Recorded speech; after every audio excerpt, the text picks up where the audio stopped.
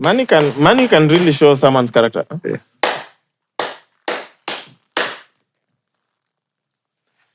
So whoever wrote that in the constitution, alifikiria sana because Ruto ange misuse. If only, unaona, it's not still an push Christianity. Ruto is, bro. So, I wonder, I'm sure Ruto sleeps well at night. No. That sucks. No. You don't think so? It does not. I think he does. He seems to me like he completely does not care, so it doesn't bother him. I think people who care get bothered by things they do. Later, he became careless or less caring about what's happening. Where?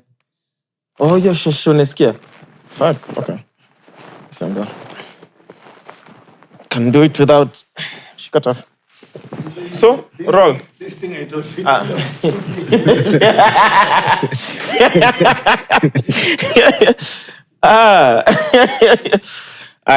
Una roll. Uko na sound kwa all the cameras for monitoring?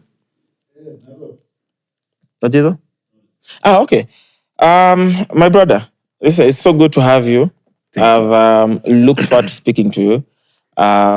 Mainly because I love how you think. I love how you look at stuff. I've seen you on a couple of platforms. And I'm glad you're finally here. How are you doing, Kwaje? I'm healthy. Okay. Awesome. Grateful. Yeah. And you told me you've literally come all the way from Kitale specifically to record this. Yeah. Wow, bro. Tukutafuta lodging usiku. Yeah. Just go back. Yeah. Horse Street. Divorce Street. Nah, I'm honored, bro. Mimi, I feel like I have what I'd call hope fatigue. Yeah. I think I'm tired from we will, we shall, we promise. Genuinely, I think the only hope saizi I can tolerate wears like a cute little dress. That's the only hope. And I think religion and Christianity, and we've been discussing a bit of this in passing as well, have mastered the art of selling hope. So, and because the institutions have intentionally made a lot of people desperate and living from hand to mouth, I mean, what do you expect? Selling hope works, man. You know, people want something they can cling to.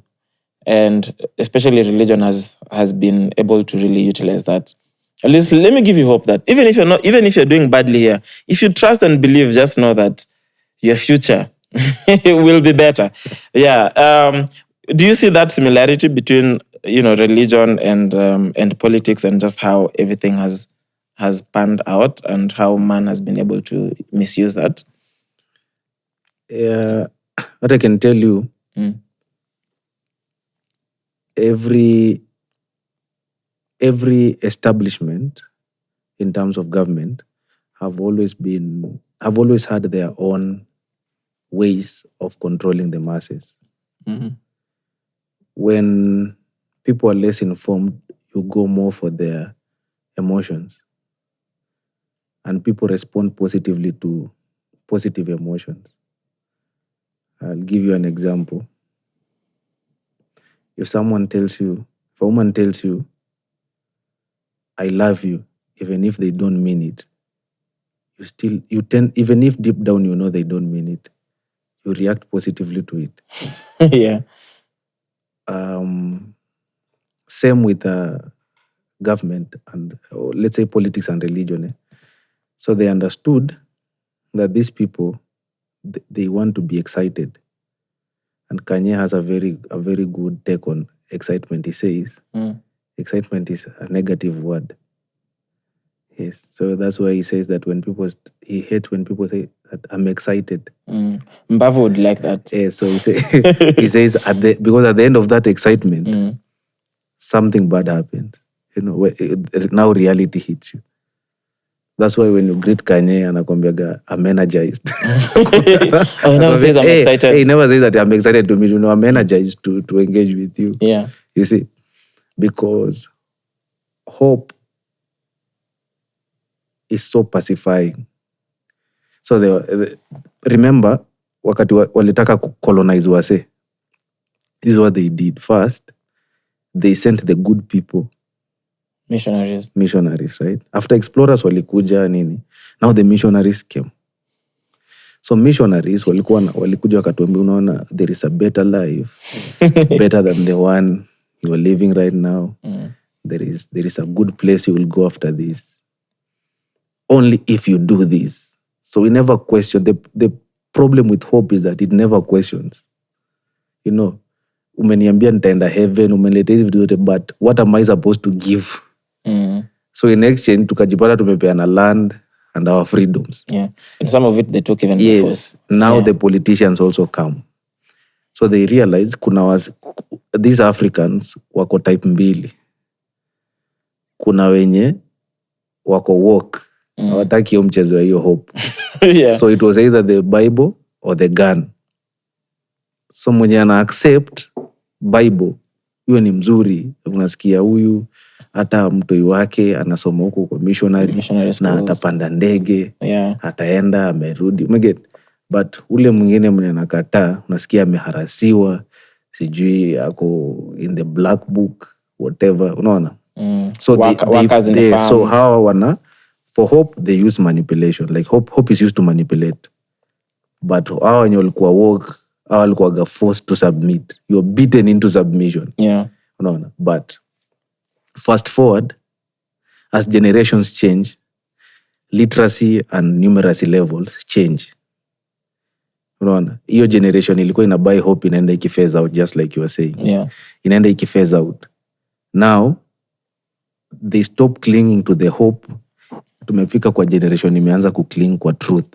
Yes. Hey, like say everything you want to say, but tukiget your train of thought yako, tuone inikaa ina try nionaga mzee zonaga wase hata wanaambia politician live, wewe usiongee hizo vitu zako hapa, because people are now clinging to the truth. You say all the positive things you want to say, but at the end of the day we shall measure it by how truthful it is, not how exciting it is. Yeah. So hiyo ndio conflict tumejipata pia as a country and as a region and as a continent and as the world. There are two sides. There is the classic side, then in I believe hope still ina work. Na kuna hii side ingine yenye haitaki mchezo. Yeah. Unasikia for the first time Tanzanians said an uprising. Bruh. Yes. Unaget like Tanzanians, I think hao ndio walikuwa gonna buy a lot of good words. Naambiaga wase ukiona love songs in a thrive mahali watu wanaimbia madem sana, jua governance ni bad. You know that? No. That's a fact? Yes. Where I've ever asked yourself like mbona wabongo imbia madem sana? It means uko kuna poverty. It means uko wase ni mafala. So love is the main topic. Damn. I think umeona X sometimes, hata msanii wa Kenya sometimes akijaribu kuleta mchezo huko anaambiwa read the room. Yes. Read the room is a so constant Tanzanians reminder. walikuja kuona the truth just like Kenyans recently. That's why unaona kina Diamond waliface it vibaya sana. Wase like for the first time gava ikarealize hawa wase wetu tumetuma haiwork tena. It doesn't work anymore. Yeah. Yes. So it tuko place poor. I once talked to someone nikamwambia like mbona vitu haziendi fiti, na akaniambia people lose their way to find their way, but the problem is, sasa yeye niambia like the problem is when you wanafanyaga country na lose the way, si wenye wanakuaga responsible ya kufind the way. It's very innocent people who need to find the way. Like hii country si tuko nayo sahi, si tuli inherit. We've inherited a lot of things. We've inherited a lot of bad things. So I say, as much as we want to hold them accountable, the responsibility to find our way iko on us. It lies on us, yeah. Is it is all laws na Falklands law? One of those laws inasemanga that if you come up with an idea, the burden of finding the best ways vile kitu ita come to life is upon you. Yes. So again, being a vision bearer. So the burden of everything else falls on your shoulders. So sisi pia tuko hivyo. The burden of deciding how Kenya will be in the next 50 years lies with us, because kama unadhani hao wengine wanakea. They don't care. Hawakea, unaona. So nitakutrace na hizo generations. Nitakutrace the generations. Kulikuwa na ile generation ya kina Kavirondo. After Kenya unajua ilichukuliwa huko 1912 ikakuwa British protectorate. Kulikuwa na so many things. Wasn't earlier? As in, now in 1912 it became officially okay. A British protectorate, a colony now. Yeah. So, but they were here earlier. They were here earlier. They were doing other things. In the 80s. Yes. Yeah. So kukaanza kutokea Young Kavirondo Taxpayers Association, sijui nini. Tukaenda hivyo, kila generation ilienda ikiplay role yake hivyo mpaka ikafika generation. Unajua ronda ningi wale walifightia independence walikuwa wazae. Young people. They were exactly like us, even younger. That's why unaona hata kwa hiyo faction ya Kapenguria 6 wanasemanga kuna vitu wako wanaambianga Kenyatta because walikuwa wanajua Kenyatta ni mzae, haiwezi kubaliana na hii story. So wakienda meeting wanamuenjoy, wanamwambia like okay, so hivi ndio tumedecide. Akienda now they have their own meeting. Juu yao walikuwa jua hii yetu ni extreme na mzae anataka tukue moderate. Hatuwezi kuwa moderate na huu colonizer. Umeget? So generation task yake purely ilikuwa kuensure we get our land back, not our freedoms. That's what people don't get. Dedan Kimathi did not fight for independence. He fought for land. Like tutumie tu shamba zetu, unaona. But now hakufightia hiyo governance. That's why after independence hiyo establishment, the British establishment ilibaki. Now we just had black white men in black skin. So we najua unapenda hip hop. I believe Kenyan hip hop inaweza kuwa studied in school. Na it teach you a safe philosophy ya country. Kuna line kama usema kuangalia saa usema Maumau akashinda war, Matigari akaenda na trophy. Kina Kimathi waliwini war, kina General Baimungi. But wale wase wenye wali now take over the power, walikuwa wase wenye hata hawaku understand hizo dynamics of the pain of that war. Yes. So, again as things were proceeding, kina Orengo wakaanza kurealize. Kwanza ilianza na kina JM Kariuki. Ukiwa ulizwa mbona JM Kariuki alidedi, alianza kusema like msivunje katiba. That's it. Like JM Kariuki alikuwa among the first people kusema respect the constitution because the British guys gave us a very good constitution. But between 1964 1969, the constitution was changed more than 30 times. Yes. Can you believe wase walikuwa nabunganga Kisapere State House? Kwani so wase udhani ati Kenya was a very special country. Kenya was just a big landmass controlled by very few people.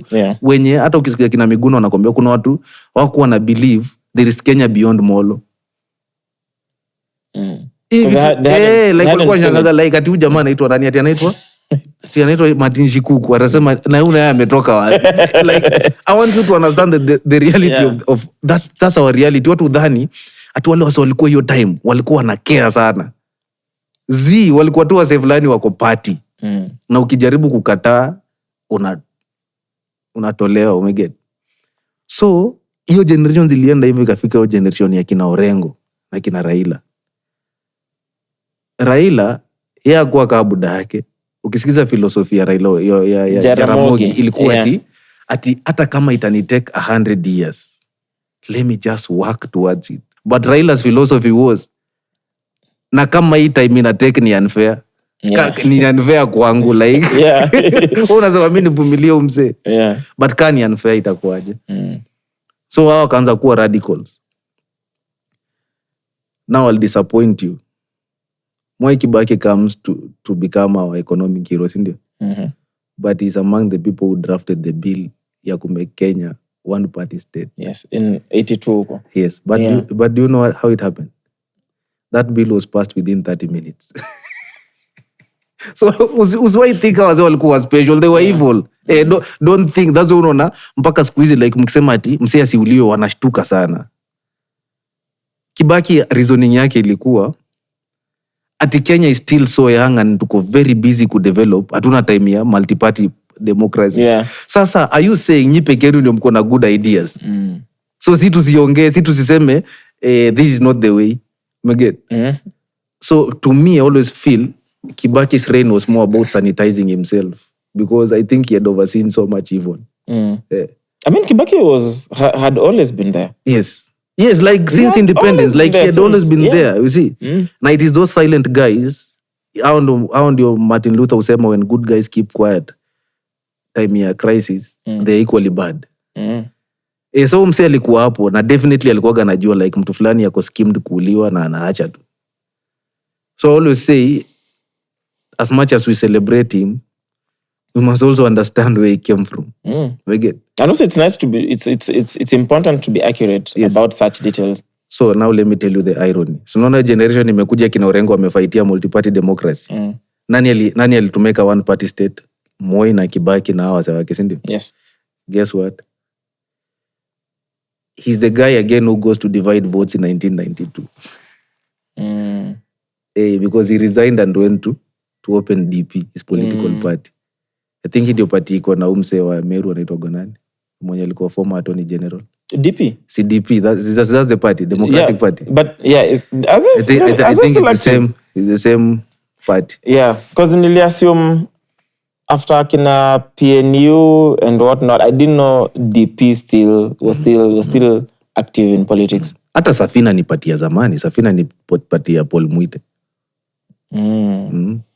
Ni party ya the 90s. Mimi nimejua Safina juzi na Safina ni party ya Mwite. Mr. Moneybags. Yes. Yeah. So still Kibaki akakuja na akacost Kenyans that win in 92 because Matiba alikuwa London. Akasikia ati what?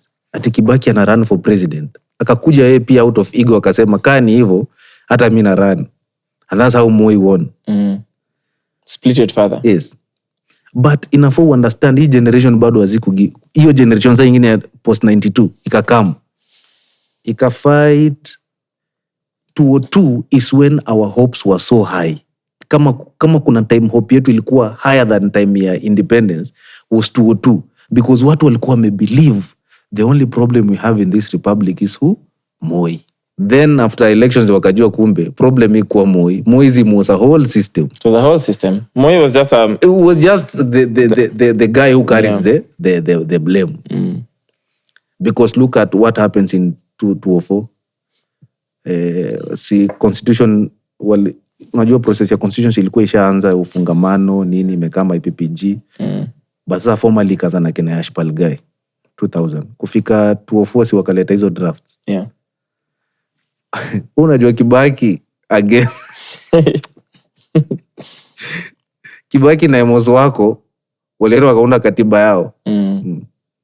Draft yao. They wako draft like wakaunda yao like the whole country enda inside. Hao kaenda wakaeka yao. Yeah.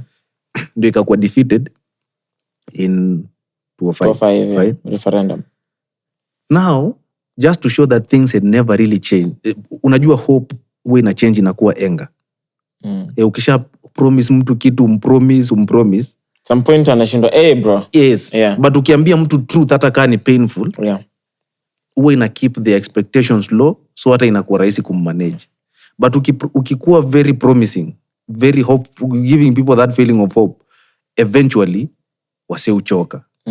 So 207 ilikuwa an expression that hii hope yenu haiwake anymore because hii hope mnasema tunawaka pamoja kumbe ina benefit watu few. Na no feeling ilikuwa kwa citizens.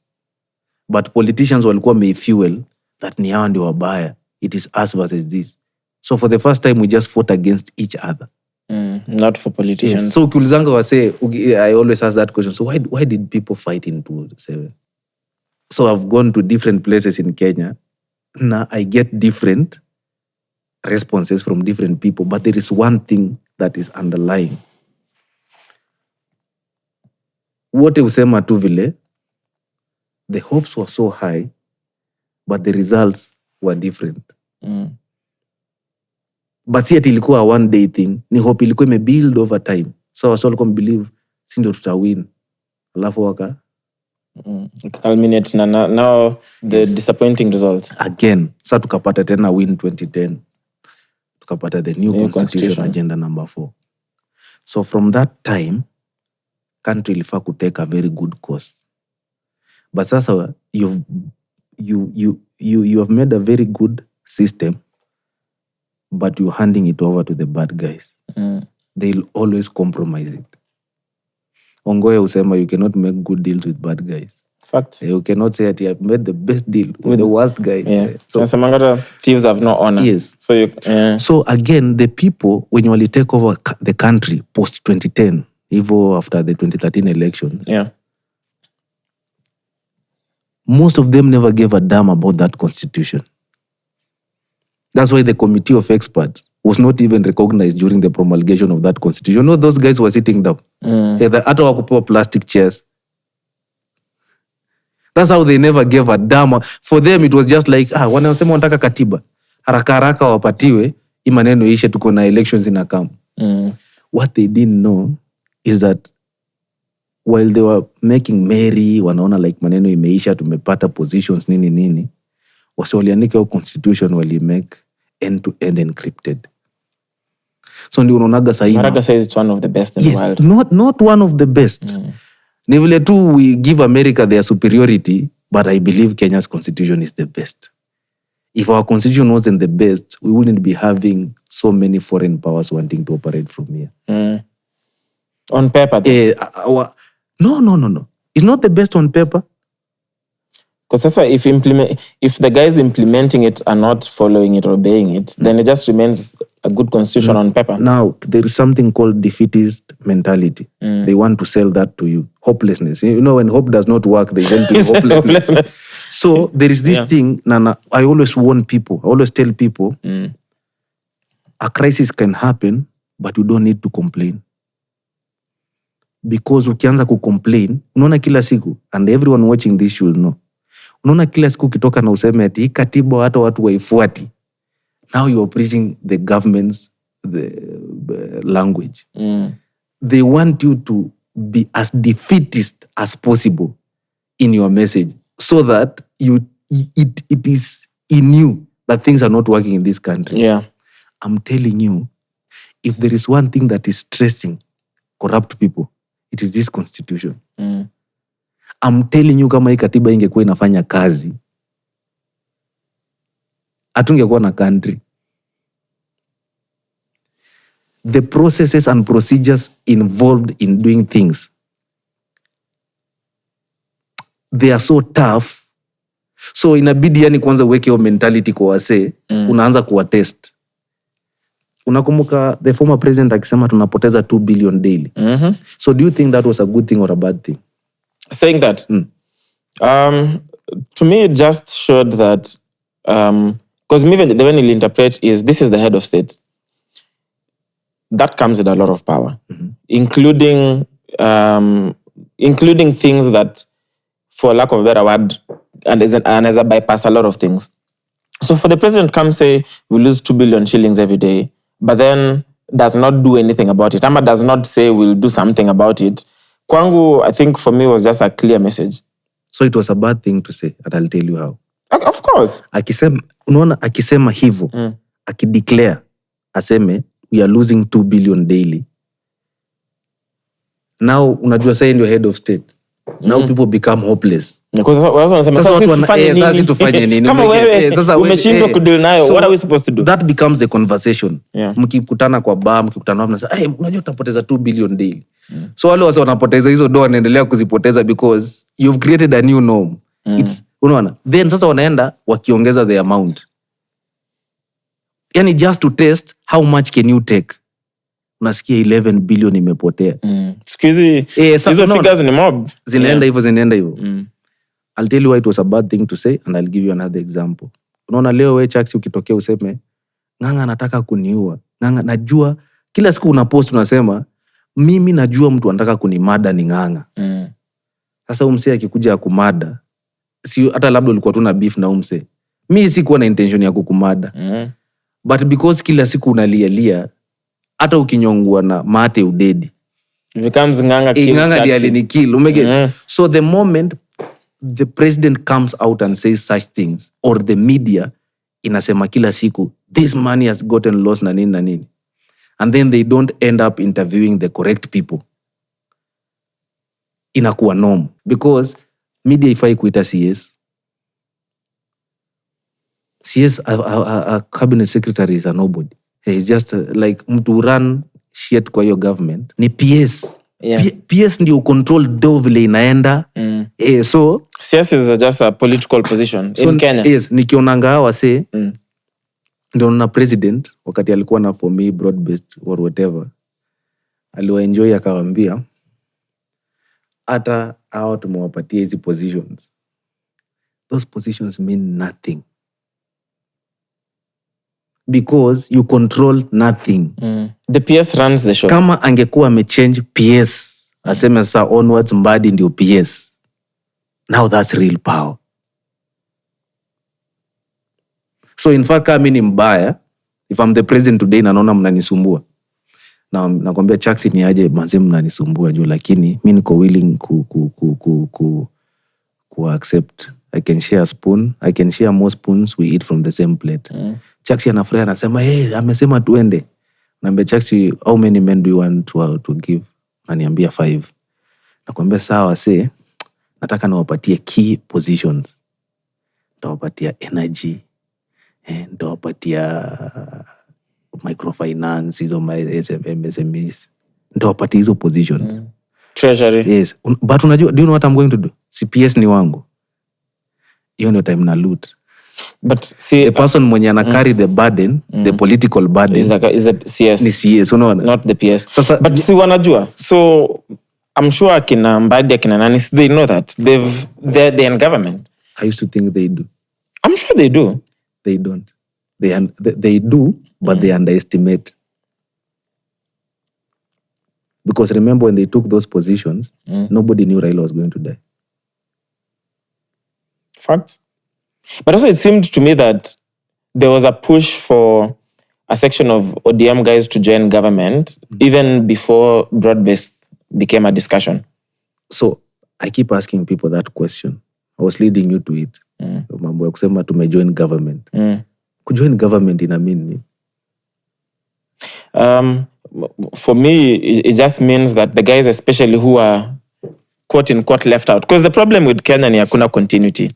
So a new president comes in, and then what now you are referring to as the key positions, especially the ones that the president needs to appoint, the president has to appoint new people, which is true. But now the guys who are actually doing the work in these parastatals, in these organizations, those are permanent employees. Yes. Those are not elective positions. Yes. So it's like saying we're changing the manager of Snowball, but everyone else who works at Snowball remains. Yes. So you change the manager, but the sound engineers remain, the cleaner is the same mwenye alikuwa. So in a way, the continuity in the system equal, but the people who make the key decisions, as we expect, when they keep changing those. Now I'll tell you today what government is.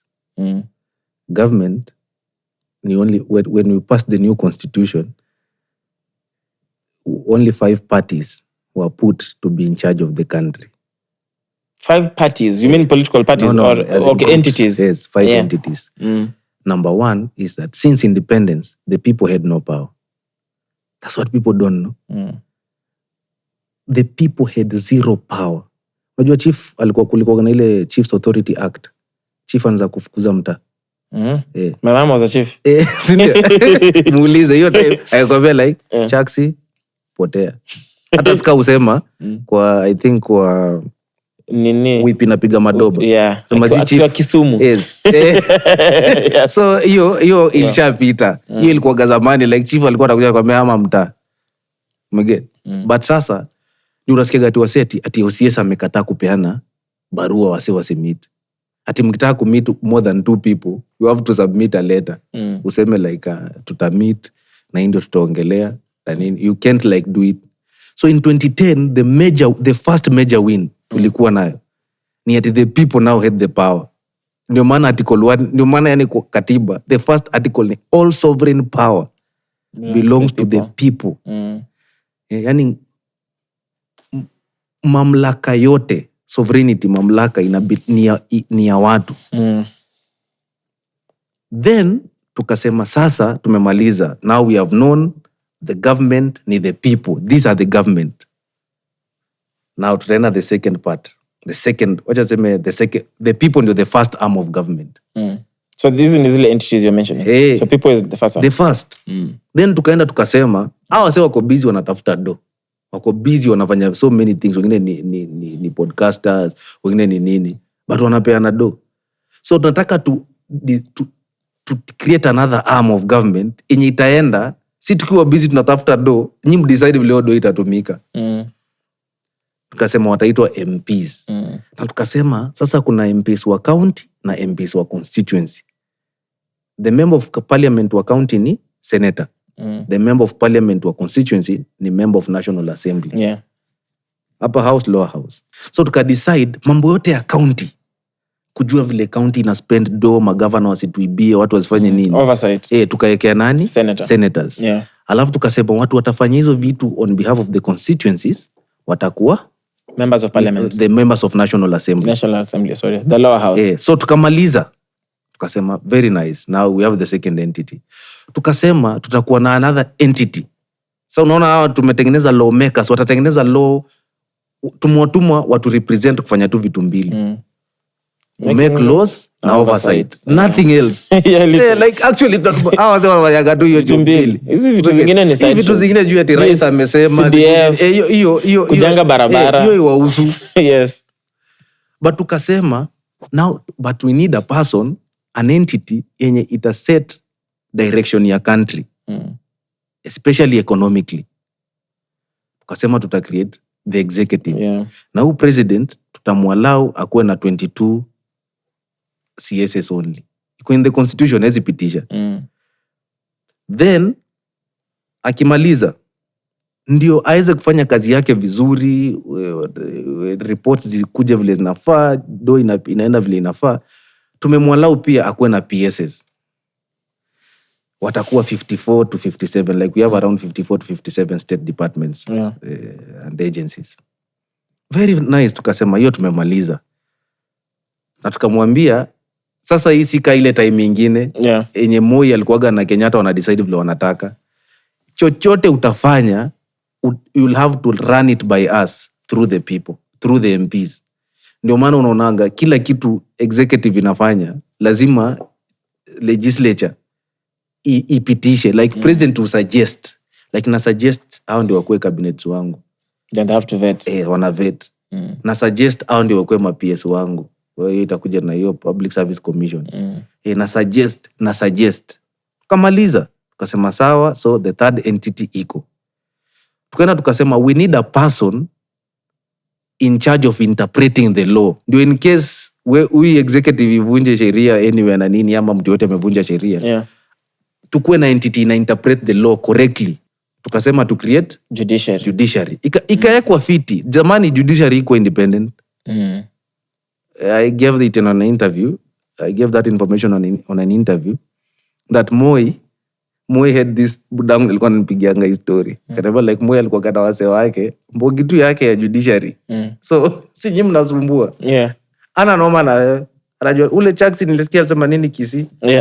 Tena ameenda Mombasa amerudia maneno. Okay, anakutumia wase wanakuona. Ambe Chaxy, unajua mambo unasema haijafurahisha rais. Chaxy anasema nini? Tuko na rally Kisumu next. Unaongea. So anakushika. Then sasa yeye anapanga hiyo kesi vile itaenda, like anaweka judge wake. Sasa kuna wase walikuwa wananiambiaga, kuna wase wakishikwa, kuna tu ukishashikwa kama it's a political case, ukifika tu hivi unawe judge hata uongei, because unajua no matter how much I defend myself, the verdict is guilty. That's how nataka wase wa understand how much powerful the president was then and how powerless the president is now. President alikuwa anafika gani anapata uja dress poa, anakuambia umevutwa job. So ni unasikia guys zile magari za ma-DC na ma-DO ama gari yote kai ni ya minister nini ilikuwa na radio. Na hiyo radio there is no time itakuwa off, especially saa 7. Utajua umefutwa kazi kwa radio. So Chaxy ni mzee wa ICT. Unaenda home, si ndio? It's over the weekend. Unasikia ati president alikuwa Mombasa. Huko hata Trans Nzoia. Anakusema, sema uko wapi Band Forest sasa.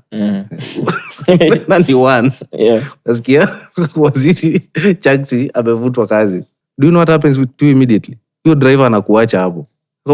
Unavutwa kazi unataka na mimi nivutwe. Oh shit. Anakudrop. Driver uta explain aje nilifikisha ujamaa home. That's how powerful the president was. Nataka like wase wa understand hizo vitu.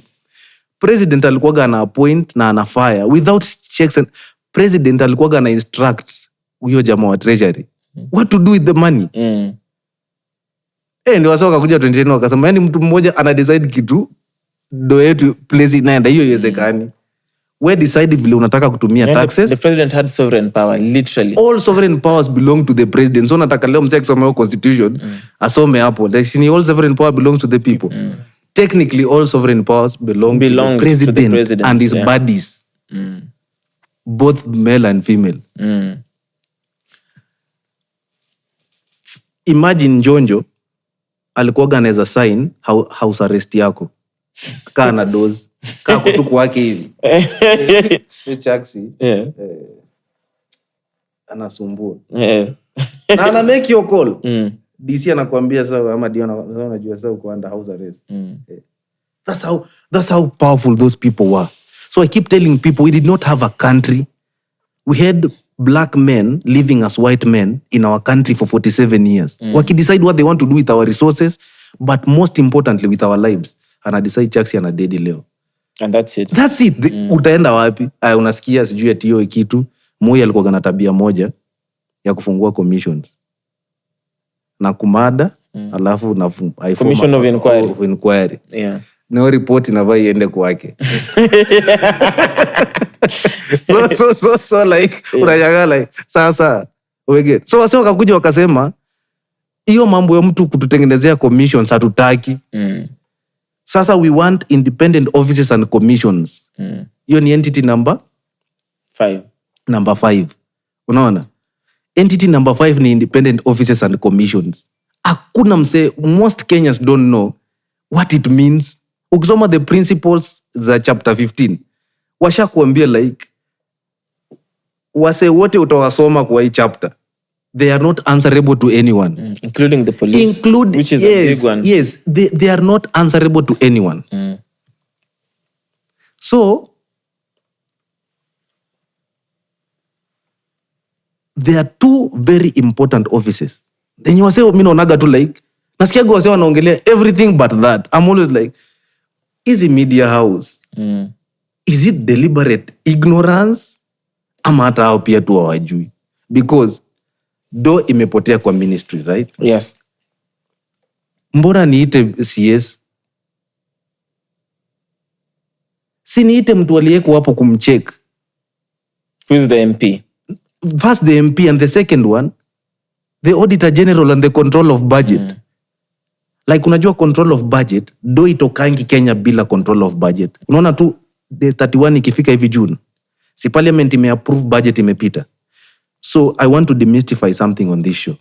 Wase udhani ati budget upita na deficits. Ati wase udhani budget inapita alafu sasa president ataenda kukopa pesa ati yenye ilibaki. Budget estimates, the estimates of revenue and expenditure zina discussi wangu hiyo. Inaanza kudiscussiwa actually August. Hiyo ndio time yenye kuna kitu inaitwa budget circular. Upeanwa na CS wa Treasury inaambia ma ministries vile wata collect taxes nini. By the time tunafika June, tushajua exactly hii ndio do tuko nayo na hii ndio mahitaji tuko na. Ndio to reach our goals itabidi tukope. So budget yetu tuseme ni 4 trillion, lakini tunaangalia tunaona tuko na 2.2 trillion. Meaning lazima tukope 1.8 trillion. Again wanaenda wanaangalia ni kiasi gani katiba imesema tukope locally na tukope internationally, externally, sorry. Unaona? Then wanaenda wanakopa, but again hata ukienda kukopa bado there is a condition yenye katiba imesema ido unaenda kutoa huko nje, hiyo do itatumika tu for development. Initoka for development expenditure. So ukiangalia definition ya development expenditure constitutionally, it means creation or maintenance of an asset. What's an asset? Something that makes money. It makes money, yeah. I never want to mention it, but now when the World Bank gives us money to invest in Nyota Fund, what development is that? Bro, what business can you start with 3,000 shillings? Nothing. Ile ya kukula vako. Busy ya kukula vako like. True. Hiyo ni busy ya kukula vako. Because generally, hata ukianza kuangalia tu how much una need kulipa to get a legal permit. 3,000 yako. So, yeah. Tukamake hizo commissions na offices. So, control of budget, you run the most important account in Itwanga, consolidated account. Watu upenda kusema fund. Kusema fund ina confuse wase because watu dhani it means money. But a fund in constitutional terms means an account. So your control of budget ndio utoe hiyo do like anasema ministry imepea inigani ilikuwa ipoe do kiasi fulani imepeanwa. So anaangalianga hiyo do before ikuwe spent. Na anaangalia kwanza hii do ina make economic sense. Like mmesema mnataka hii do. But does it make economic? Mnataka kujenga barabara, hii barabara inaenda kwako. So how is that road viable economically? Anakataa. But zamani Moi alikuwa akidecide road inajengwa hapa. Inajengwa like hata anaweza toa hivi, anaweza sema hey, kuna kitu imetokea na hatuna do. Anauliza project gani ilikuwa inaendelea? Tulikuwa tunaweka stima Ukambani. Kusimamisha hiyo kitu nataka hiyo pesa yote. Like hivyo ndio watu walikuwa wanatumianga do. Siku hizi do ikifika mwezi wa 6 the 31 kuisha. Mpaka ungoje yo the other day ama ikue under supplementary budget and it can only be 10%. Si yote si eti no, it can only be 10%. Yeah. So sido imeenda. Huyu control of budget apeanangi do yote mara moja. Anaipeananga 4 times. Quarterly. Anawapatia, anasema ebu nione vile mnajenga hiyo barabara. So mnajenga, anaangalia. Akona powers, akiona do ijajenga kulingana na vile you are supposed to do it. Akona power ya kustop. Anasema I'm not disbursing any more money because hii do enye nili-release sioni kama hiyo barabara imeanza kujengwa. So I'm not giving more funds. So kwa nini hiyo uendelee kupea? Account for it first. Yeah. Na still hata mkimuenjoy mwende mfanye bad work, mwanze kujenga mavitu substandard. Auditor General sasa hapo ndio ukamu. Watu dhani Auditor General kazi yake ni kuangalia vile do ili balance. Auditor General ukisoma constitution, kazi yake ni kuhakikisha the money was spent constitutionally. Si ati numbers zitali, ati unajua balance hapa. Ilifai jenge this type of road. Did it actually, yes, we have a road, but was it the road that was paid for? Yeah. Hawa watu wawili wakishapata hizo vitu waziko sawa, they're just supposed to do a very simple thing. Report it to the EACC. EACC i-report to DCI. DCI wakuje wakuchukue, DPP wakuchukue, Director of Public Prosecutions. Umekula public money. Umeget. But sasa unaona the people don't know all this. Yeah. Zika unaniget. Hapo ndio challenge iko sasa. So tunajipatanga, you know, we only have 4 rights. After Katiba ilipita, si walieka hizo the entities, the 5 parties or the 5 organs. But they are just supposed to run 4 things. The social aspect of the country, economic aspect, cultural aspect, political aspect. Unajua politics inafaa kuwa practice mara ngapi? Politics. Unajua tunafaa kuplay politics how many days according to the constitution and according to the elections? Is it like 3 months to the elections? 60 days. 60 days is actually 2. Yes, not even we are only 3. supposed to talk about nani atakuwa president na nani sijui nini. The last 2 months. Apo. But sisi tunaanzanga immediately results imetangazwa. Like Ruto alikuwa so nini hivi, alikuwa kwa juu ya gari the next. Yes, like I don't know. Na bado hapo kuna mtu amesema anaitwa interview, anasema we do not agree with the results, but we respect the constitution. However, in 2027, we want to say, hey bro, tumemaliza, you're like, relax kwanza, tusonge. Immediately, president amekuwa sworn in hivi. Si yeye anapatanga budget yenye ilikuwa inshapitishwa, si ndio? Anafaa anakuja anaangalia nini inaendelea, like anaendelea, si ndio? Now, I want you to understand that unaona government kaa kitu kubwa sana, si ndio? But there are only 7 people that matter. Now, after I tell you these 7 people, I'm free to be asked any other question you want. So this is the show that we tell Kenyans, the people that matter, if we want to change our country. Wachana na watu wengine wote. The first person that matters ni the PS, Treasury, National Treasury. Huyo PS anaitangwa nani? Anaitwa Dr. Chris Kipto. Yes.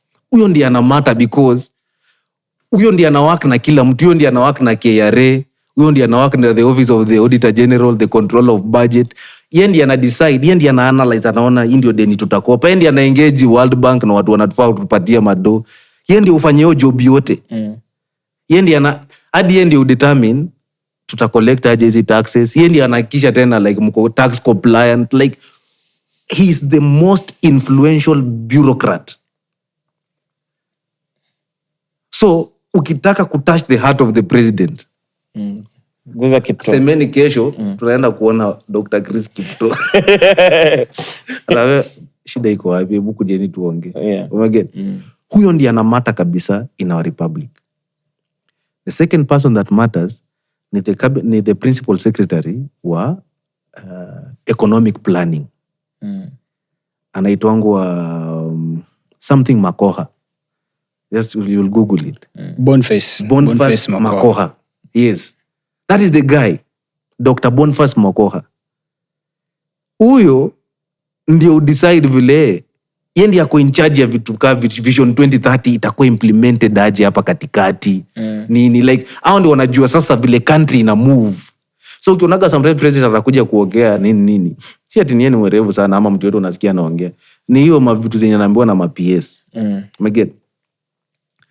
The third important person, kuna mtu anaitwa Dr. Juma Mukhwana. Ako in charge of national investment or in state properties, state assets. Hizo ni maparastatal sasa. Huyo sasa Kwendo amekuwa kiuza. Actually unasikia utamu natumia. Unajua job yake ni nini? Job description yake. Kuanalyze ni state ni parastatal gani make do ikuwe privatized. So nikitaka kuwamaliza, I ensure all these parastatals are not working and then I give it a bad name. Sema sasa ni parastatal gani? We are not making money here. Because who's supposed to make sure the parastatal is working? The government. So unaturipotia aje kutuambia it is not making profit? Are you telling us you are incompetent? Yeah. Like you guys are literally not doing what you're supposed to do. Sahi, wewe ndio mwenye hii podcast ndio. Then uanze kusema unaambia timu yako ati have realized this podcast is not working. So what do we do? You are admitting incompetence. So he's supposed to suggest he to use it. To privatize, I mean. But sasa, how can his job be suggesting what to privatize instead of making sure that the parastatals work? Sasa, nilikuwa nakwambia sasa, the devil is in the details. So next time mko na maandamano, msiseme juu ati mnaenda wapi. I'll even teach you how to do maandamano effectively. Si mnasikia wanataka kuprivatize kitu fulani.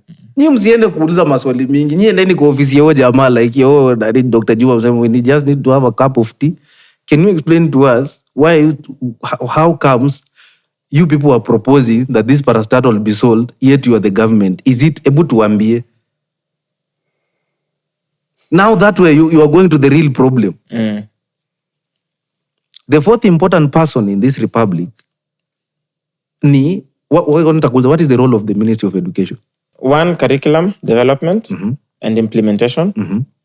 And then definitely I know everything else will fall under the budgeting and whatnot, but also to implement policies of education in the country. So, I'd say mainly curriculum and hizo policies of education. On this show, tutafunza wasee kitu. Okay. that I want people to understand why education really matters, why that ministry is usually so important. The role of the Ministry of Education is to design the future development of the country. So remember, a country can only develop as much as the Ministry of Education decides. Facts. Umeget, ni ulikuwa nakurudisha kwa ile point ulianza nayo kusema wale watu walikuwa wanauziwa hope wana phase out. Because Kibaki na hiyo weakness yake yote alikam na free education. Yeah. So alisaidia kudetermine the future of the country, the future development of the country. In development, you being na here today, levels zilishoot. Yes, but sasa you have to ask yourself, hii time yenyewe yote ilikuwa ina happen among the first people wenye tunafaa tuwapatie their flowers but they are never given ni someone like Bitange Ndemo. Bila yeye atungekuwa hapa. Facts. Mimi na wewe sasa tungekuwa Uganda. Hata wache Burundi. Burundi nini happen? Is it like you don't know what happens in Burundi? Mimi nakumbuka tu there's a time there was a Zoom call, yes, the presidents, yes, and then hata president wa Burundi alikuwa na lag mbaya. Yani ni kubaya mpaka hata internet ya president haifai. Wacha kulag. Wakati Raila alienda kutafuta support yao ya hiyo vote ya AU.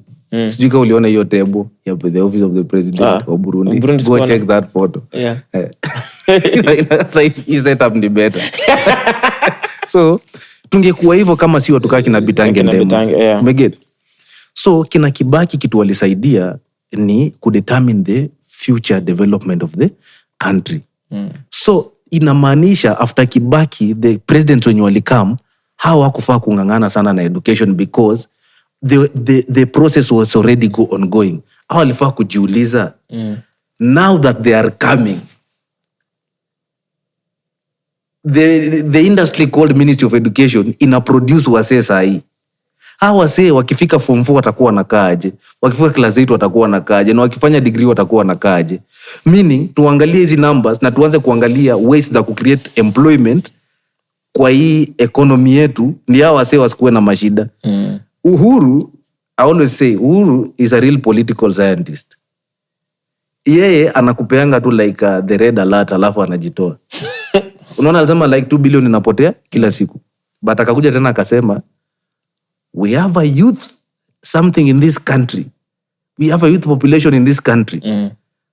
And if not handled well, ilikuwa inatumika wakati ya maandamano. I don't know kama uliona. Nakumbuka vizuri sana, yeah. But sasa ukituambia hivyo na wewe ni president, like what should we do?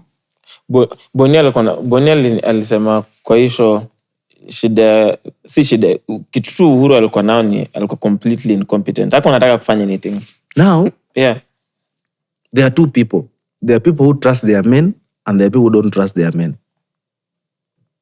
Uhuru trusted his men. When you choose to trust your men, ensure also you trust yourself. Because those men you trust can misuse that trust. Him, alikuwa amebelieve, maybe because his royalty na nini, people will act accordingly. Nimekupatia position, do your work. By the time he realizes, naonanga ule buda mwenye anakuambia, unataka kwenda out. Na mimi sitaki walevi kwa nyumba yangu. Alafu anaenda na doze. Hata ajui ulirudi saa ngapi. Lakini sasa kuna ule buda mwenye anakuambia hata akuambii. But kuna vile tu operate home. Unajua zile hapa sisi rudi nikiwa mlevi. Unaona? Kama unajua tu past 9 ikifika lazima niwe home. So he was that guy who trusted his men, but you have to also trust that trust that you are giving them, they can handle it. Because you can give trust to people who cannot handle it. You know? So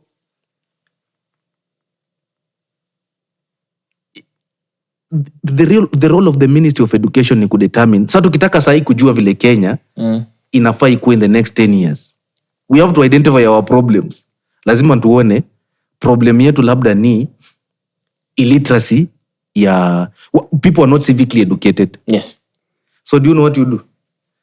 You now say we need to come up with subjects in the curriculum that promote civic education. Now Moi alikuwa again narudi kwa ile sovereignty of the president. Alirealize hawa kina Orengo wanaletwa kwa sababu shule watu wanasoma political science nini. Akajua I'm teaching you hii history hata in high school inawafunza kuwa resistant. I'm equipping you to because fight against. Yeye alisoma history ya South Africa. So nilienda kupigia buda yangu story, nikamwambia kuna jamaa fulani essay anaitwa Robert Sobukwe na mwingine anaitwa Chris Hani. Sasa akanisikiza akaniambia hiyo ni kitu mimi nilifanya high school. Akaniambia Robert Sobukwe namjua vizuri sana, najua what he stood for. Wengine walisoma ya West Africa. So hiyo kitu ilikuwa inawafanya like wanakuwa resistant, like ni aje, not even resistant, wana hold government accountable. Unajua Moi alifanya nini? Akachange political science, ikatolewa akaweka mambo ya governance. So that now they prepare you to serve the government. They don't prepare you to think, they prepare you to comply. CBC is designed like that. It's only pushing compliance. These people ati unaonanga hizo ni, I don't know, I don't want to go so much into it, but naonanga vile wanazigrade. Ati this is how they grade a kid. Ati you approaching expectation, AE, exceeding expectation. So what is this expectation? Umeget? Yeah. Ati hakuna kurank watoi. So imagine tunacheza Premier League na hakuna kurank teams. Tunaangalia Man City tunasema according to this match you are approaching. Walicheza vizuri. Like au points at when you top of the table. Yeah. Umeget? So it means the future development of this country right now is at stake because the old guards wana phase out. Hao walipo hiyo training yote, walisoma political science, wakafanya nini, wakafunzwa mambo ya governance. Sisi na wenye wanakam hawajui anything kuhusu their country. So do you know what happens? You lose your country now. Yes. Because amongst you, if you don't know something, utakuwa na interest, right? You don't know what you don't know. Yes. If you don't know something doesn't exist in your world, you don't even think about it. Yes. Yeah. Unasikianga what you don't know can't harm you, can't kill you. Yes. Serious? I know you know AKA, the South African rapper. Oh my God. Ukauli check. One of my gods. That's my best artist, you know. Yeah. So alisema on his death, on his requiem mass, Sim Dope aliongea. Oh my God, for the first time. I was like I used to ask myself Sim Dope ni nani. Then he came, right? So Sim Dope says, AKA used to tell him, you have to be bad. Like you cannot go and say this South African name of yours. Alikuwa anapiga story vile alikuitwa Sim Dope. Kaambia uko rugby team, wewe ni baddest shule, sasa jiite Sim Dope 11. Maybe 11 Sim, something like that, right? Alafu so Sim akasema AKA alimfunza kujua he doesn't need to struggle, you can just exist as yourself. But akasema a quote hapo na I said something that I quote. He says, you cannot carry what you don't know. And this is true. We cannot, I hear people say, you know, na run for MP. I'm like, okay, tell me exactly the bill, the how do we make bills in parliament? Like the how do we make laws in parliament? Huyo mse hata ajui, hata unaambia mse like, ebu niambie, mention 5 committees za parliament. Unasikia mtu anasema niliona kina Sifuna wameita au governor anakataa kwenda. I'm like, no, that's a constitutional process na inafanywa na parliamentary accounts committee. Unaona, like we can't run a country whose knowledge we don't have. So if that is a problem that has been created deliberately, we should solve it deliberately. So is it Napoleon Bonaparte who says that every regime has a political sacrifice? Not sure. You check. Like one of those Napoleon guys says every regime has a political sacrifice. I don't know, one of those political guys said that. So this is what happens. This is how they keep you ignorant. Si mmeanza kudiscover shida iko wapi? One person decides yeye ndiye atakuwa the sacrifice. I'll tell you how. Si nyinyi mmesema shida iko kwa huyu PS. Tunataka huyu PS. Jisaka PS wa education, huyo Dr. Belio Kipsang. Ndiye ako in charge of everything, mpaka construction of classrooms. Like yeye ndio boss. President anaireiterate tu kitu jamaa anasema, but yeye ndio boss hapo. So think of it this way. Mkianza kudiscover hiyo ndio problem. Umse amedecide yeye ndiye atakuwa the sacrifice. Anafanya kitu fulani unorthodox. muna change attention yenu yote inarudi hapo.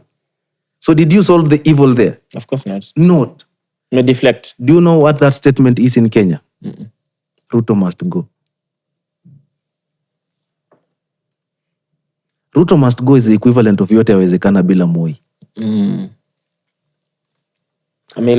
Ile Jaramogi and no independence. No, Kenyatta, unaona. So you once you reduce your problems to a person, you stop seeing issues. So nikizungukanga, I always ask people, mtu akiniona ananiambia ni aje nini, ananiambia unajua hata naona inafaa tulete sijui nani mimi, alafu I always ask them, now tufanye hivi, tuongee just soberly. So naambianga toa jina za kila msee kwa akili, toa Rigathi, toa Ruto, wacha tuongee sasa, right? Yeah. Tunapiganga kura ndio hao watu waende wafanye nini? Sikutaanza kujiuliza like I'm voting, see ati I'm voting for who? I'm voting so that he does what? Or she does what? Like just ask yourself, like tunaitanga woman rep, Mama County. Her role is not even anything close to that description. Yes. So tukishajua what exactly are we voting Chaxy to go and do? Chaxy akienda huko, he'll act according to expectations. Unasikianga budako anakuambia go there and make me proud. So you now unajua there is an expectation of misiezi ndo kukua fala. Hata unasikiaga like most people who never make it in life ni vile tu hawakukuwa na hiyo backing. Hakukuwa na expectation in their life, like whether you win or you lose, it concerns no one. And it doesn't even concern you as well. So that is exactly what we are. Like we tell people, wewe tumeamua ndio mtongori at this time, wewe ndio bazu, wewe ndio kusema. Then unamuuliza, so yeye ndio kusema utamvotia yes. Ndio ende afanye nini? Na wewe mwenye yako kwa nini haifanyi? Yes, already nasikia watu wanasema tungoje 2027 na always like na mwenye yako sahi kwani tumeacha kulipa tax? Yeah. Bado tunaendelea, si ndio? Na kuna watu kuko ofisi. Kuna watu sahi wanakula do. Sasa huyu mwenye anakula ido analipwa ido ndio afanye nini? So tukishajua anafaa kufanya nini, tunamremind like unajua ni aje. The only time tulifanya hivyo ni kuremind MPs that unajua the most supreme arm of government is the people. When people were reminding the police, wewe umesahau mimi ndio nakuandika kazi. Unaona watu walikuwa wanauza polisi, umesahau mimi ndio nakulipa. Polisi alikuwa anashangaa like, umse anasema nini? Wewe umesahau tax yangu ndio inakulipa. Mimi niko hapo, wewe unafaa uni protect. Ask a policeman, what is that gun for? Pre-independence, it was supposed to guard the colonialists, right? Post-independence, bado walibaki ku guard the oligarchs, right? But post-2010 tukasema there is the National Police Service, right? Not force. Yes, not it's not a force, it's a service. Yeah. So what is this gun meant to do? It is meant to protect people who are exercising their rights. Sasa unafika, unapata ati polisi anakungoja, ati polisi anawaambia tukutane au maandamano kesho. I'm like, bro, among the things I'm fighting for, wewe mtoto wako ata benefit. Morara alisema hapa 2 weeks ago, same thing, he was having a conversation with guys in Siaya. Anawaambia watu wanagree na yeye, but wanagree na yeye vibaya. Watu wanasema watu wanaiba pesa ya serikali. Anawaambia hapana, ni pesa yetu. Yes. Watu wanasema hapana, pesa ya serikali imeibiwa. 11 billion imeibiwa ya serikali. I keep asking people. I keep telling people, the day you will know exactly why you are voting. Like, decide naenda kuvotia Chaxy.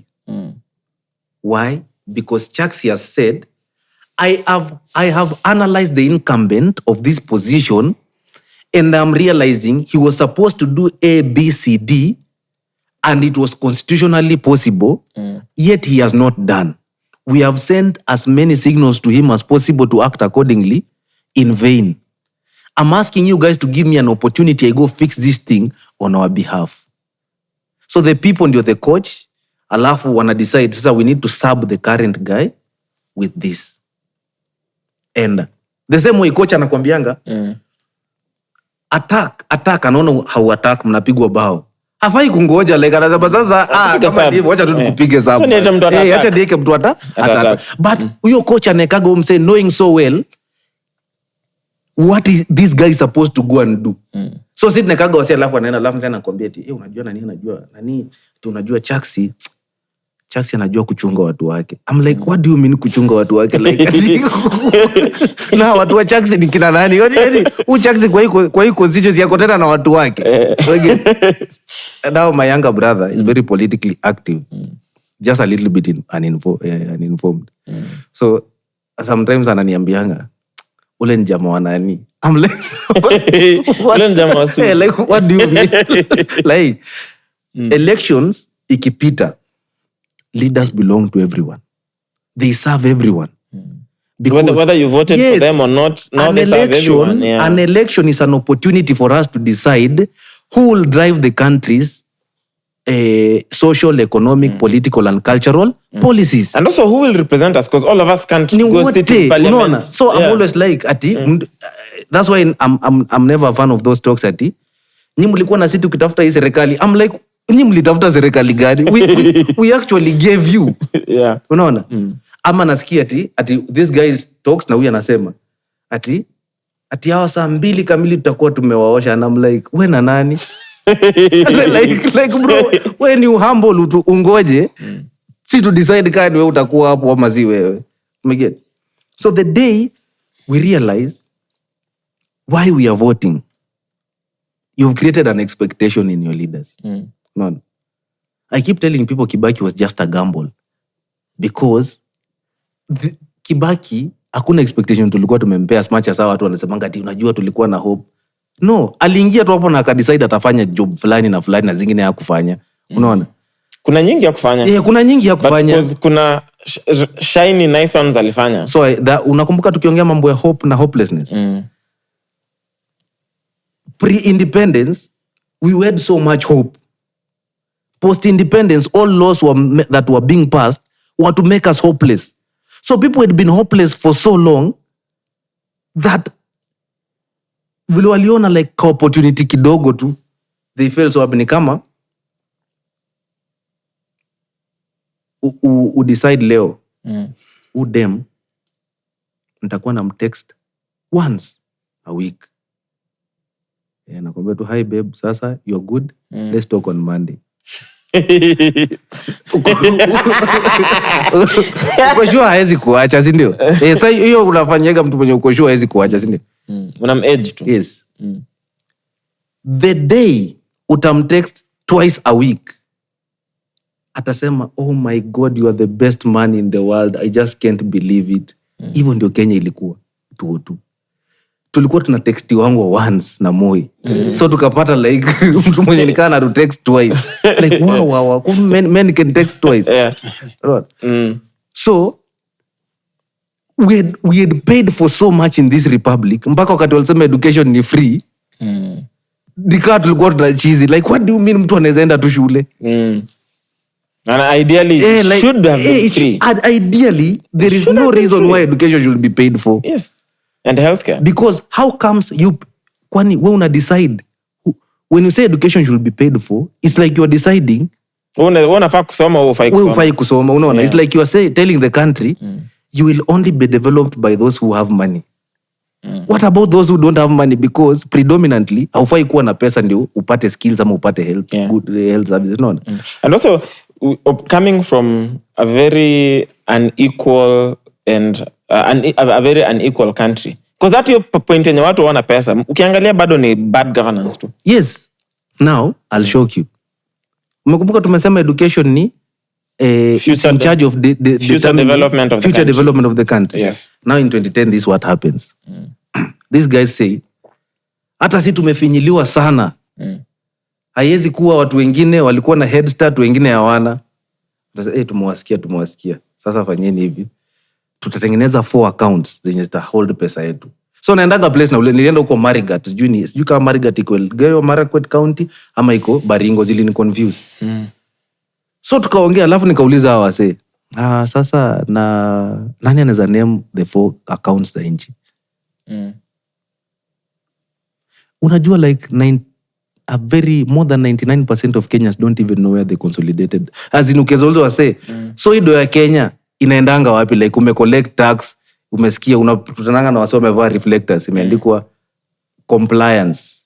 Wamekuja kuhakikisha permits zimelipiwa nini. Hiyo do huenda wapi? If you don't know where that money is going, you can never know when it's getting lost. That's why like tunabakingi very hopeless. Tunabaki tu kupiga kelele like unajua sasa hiyo ndio Kenya, sasa hakuna Kenya ingine. You're like no, kuna Kenya ingine. Hiyo Kenya ingine iliundwa 2010. In fact hao wazee wanaenjoy tu grace ya ujinga yetu. But Kenya ingine iliundwa 2010. So wait, before the consolidated account, each arm of government ilikuwa collect tu pesa. Not even that. That consolidated fund haikuwa as protected as it is. Like but president, it still existed at that time. Yes, but the president had so much control on it. Ndio so akasema hiyo consolidated account itaraniwa na control of budget. No control of budget ako kwa an independent part of the of government. They are not answerable to anyone. So tukatengeneza 4 accounts. Tukatengeneza the consolidated account. Inasema hata ukisoma manze kwa hiyo chapter 12 imesema all revenue, yani mapato yote ya nchi, ikuwe ni mkopo, ikuwe ni nini, e-citizen. So unanisikia watu wanapiga kelele e-citizen and I was like no, I'm just waiting for that question, ask that question. Nikasikia watu wanasema juu oh my god, angalia iko kwa headlines. Unaona kwanza vile media wanakucharge, wanaonyesha hivi like they charge you up, wameweka hivi arrows ati sijui 120 million ilienda kwa hii company na nini. So ukiangalia kwa zile oh my god hii do imeenda, unakaa hopeless ndio. Yet the constitution already cured that. Ulifaa tu kuuliza where was that money going and what for? Yes, ikikolektiwa si inakolektiwa through e-citizen. Yes. Iende wapi? All revenue ya country inaenda kwa hiyo consolidated fund. So kama doza e-citizen aziendi hapo, control of budget cannot do anything about it, na pia auditor general hezi audit. They can only audit what came from the public accounts. So hivyo ndio unasikianga wana cheat sasa. Not that the constitution is not there or anything, wana try sasa kucheat na hizo, unaona. So nyinyi mkishajua mjue like hiyo inafaa kwenda hapo, hata hakuna mtu atajaribu kucheza na hiyo do. So kuna consolidated fund, hiyo ndio the national. Hiyo ni one. Yes. Number 2, tukakuja tukatengeneza kitu inaitwa county revenue fund or county revenue account. Zote ziko kwa central bank. So watu wadhaningi ati county revenue fund iko kwa county. Hiyo ndio zote ziwenda kwa central bank. Number 3, tukatengeneza inaitwa contingencies fund or contingencies account. Hapo ni in case tuko na disasters na nini. But there is also a cap to it. And then what the money comes from the consolidated whatever where does the money come from for that? For what? For your taxes. So it's a percentage. Unaona budget ikipita, kuna vitu zenye ni unforeseen. Hatujui kama kutakuwa na floods. Facts. So wakati wanatengeneza budget, kuna do fulani sasa yenye already inaekangwa kwa hiyo account. Like hii ni vile tu ukipata salary yako ama every time you earn, si unamuanga hii ni rent, hii ni nini, hii sitaguza hata nini ifanyike. It's budgeted for. Budgeted, ready. It's the money is already there. Okay. By 31st of July. It's there. June I mean. Then tukakuja tukatengeneza. Sasa unaona watu walikuwa wanalialia. Hatunajua sisi ni marginalized community. And I'm like there are no marginalized communities in the constitution. Like watu walikuja argue later. Wakasema basi sasa because mlikuwa mmebaki nyuma, tumecreate account ingine itaitwa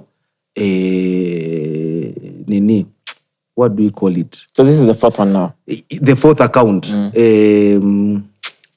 Hii account ya wase wa contingencies. Ebu angalia Equalisation Fund. Equalisation Fund. Yes, I was looking for that term. Okay. What is to equalize? To make same. Yes. To make uniform.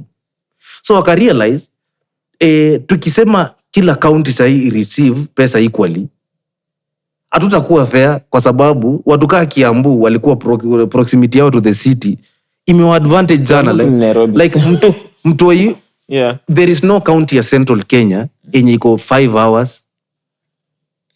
So mtu alizaliwa Central, apende asipende atajua story ya do, because life the way it's designed around you, you'll just meet money. Yes. Sijui ni uncle yako anaendesha lori amekuambia ukuje. Yani kuna form all the time. But sasa mimi nilizaliwa Kitale. Hey. One, do you know me, I used to go hunting. Like I actually did hunting. Hiyo yenye mnaenda kukimbiza swara na dogi. Bro, kwani ulizaliwa 19? No. Not even that. Even now, people still do it there. That's why I keep telling people, hey, people think that Kenya is so advanced. It's only education and health and good policies. Itatufanya to advance wote. Otherwise. So you'd go hunting where? Si kuna forests. Like literally, this is how I used to spend my childhood. And probably that's why maybe I don't like the city. I was too conditioned kukaa place number 1. Hakuna kelele. Unaona like nikikaa hivi alafu unasikia hivi kwa apartment, unasikia juu mtu anafanya nini huko juu. I don't know why watu wanaenda kuishi juu. Gari inapita kwa barabara. It disturbs me. Okay. Because I grew up kwa hiyo sanity ya Ocha. So unajua like weekends zetu zilikuwa ngaje? Chaxy yako na dogi, mse yako na dogi, au yako na 5. Tunakam. Hizo dogi zitakuwa kaa 10. We go into the forest. Kila mtu ako na kijiti, you make noise, swara itatoka, the antelope itatoka. Dogi zitaifuata, place itaishikia. Yes, tutaishika, tutaichinja, tutarudi home. Kuna dams, we would go fishing. Mwana tu mna fish, then we had a friend of ours. Corruption ilianza zamani. I'll tell you a very funny thing. Yeah. Now we used to go fish kwa dam ya mse fulani anaitwa Odinga. Now this Odinga guy, that was a colonial farm that the father bought. His actual name was Odinga Mamuli. Yes, anaitwa Odinga. Like that is. And he's not from the family? No. Actually, he's Maragoli. He's not even Luo. Luo. So we had this guy, a friend of ours, anaitwa Sami. So Sami, we were younger than him like by 2 to 3 years.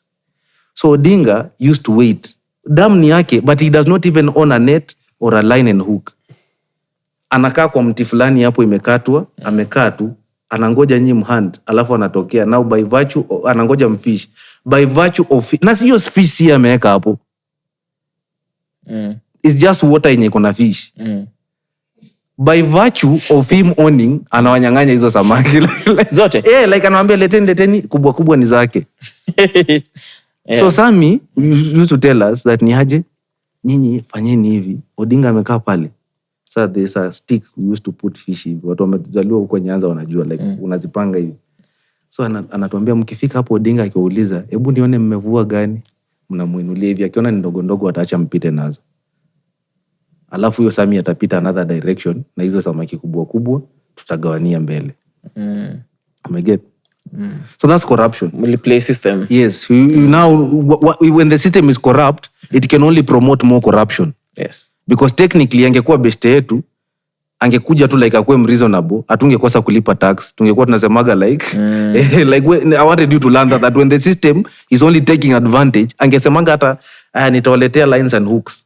Ama mimi nitaleta feeds za fish. So si tuende tutafute hiyo stuff yenye tuna. Ama nyinyi kujeni tu mfish, mpatie samaki moja ama yeah. But so I wanted to tell you like when the system is corrupt, it only breeds more corruption. Like people start learning how to cheat it.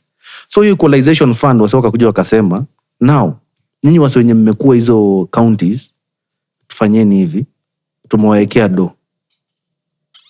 Hii do inafaa iwasaidie ku catch up na the rest of the country. For how long? 20 years. Very nice. I think walikuwa around 64 billion. Oh, that's a lot of money. But wakaambiwa hii do mtaitumia only for 4 things. Education, electricity, health and transport. Basics. Nakumbuka nikuambia nini? Education inasaidia kudesign the future of the country. The future of the country. Yeah. Ilikuwa like sasa Kenya haifai kukua tena watu wamequalify wanatoka tu Rift Valley na Central. Ati mpaka ukisikia ati unajua ndio mlio wa kwanza kuwa CS. I'm like, what do you mean? Like it's a special thing. I was like, this is the first law to be a CS or Treasury. I mean, like that was your right since time immemorial. Anyone should be there. But because education haikukufikia, think mtu ametoka Western na mtu ametoka Nyanza and other parts of Rift Valley and Lioma, South Coast huko nini, you only come to Nairobi when you're a grown up. Kama mimi. Right? You come from those sides? Yeah, I'm from Kuria. Kuria even Kenyans. Like I don't know if those guys are from Tanzania. Are you guys Kisis? Are you guys like so you are the Machoge guys? Yes, you remember Prof? Yes, Machoge. I know Machoge. Yes. Na maizo mandevu zake za white. Yeah. So we are smack we are literally at the border of Kenya and Tanzania. So kuna Wakuria side No, ya Chaxy, let me Tanzania. ask you, how did you become cool? Because I came to Nairobi and assimilated. Yeah. So maybe, the first time I came to Nairobi, I just felt like I belonged. Because nilikuwa like, damn. Mi nilikuwa leo unaangalia nje ya gari uko like, hizi building ni ndefu. Hivyo. And then I was like, shit, I like this. Because I didn't have those back huko. So my dream it just changed. My dream was I have to work hard. Ndio nipite nikuja university kwa Nairobi. Pause. Yeah.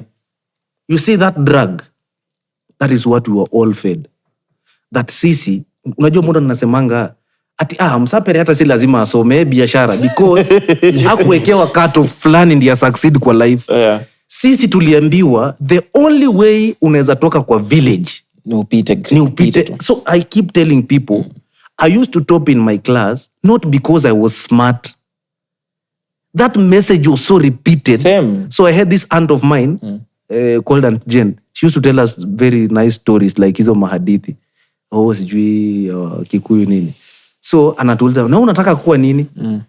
Sema, mimi nataka kuwa pilot. Anakuambia, sasa pilot najua na inabidi kila kitu upate A. Asha kutraumatize because like in fact when I had Cairo, amepata a certificate or a license ya kuwa pilot. I was like, so you can just get it. In my mind, like nilikuwa najuanga like yani lazima ukuwe umeiva physics, umefanya nini. So actually hiyo kitu iliniingia tukiwa high school. In our school we had aviation. So siku moja we were Which school is this?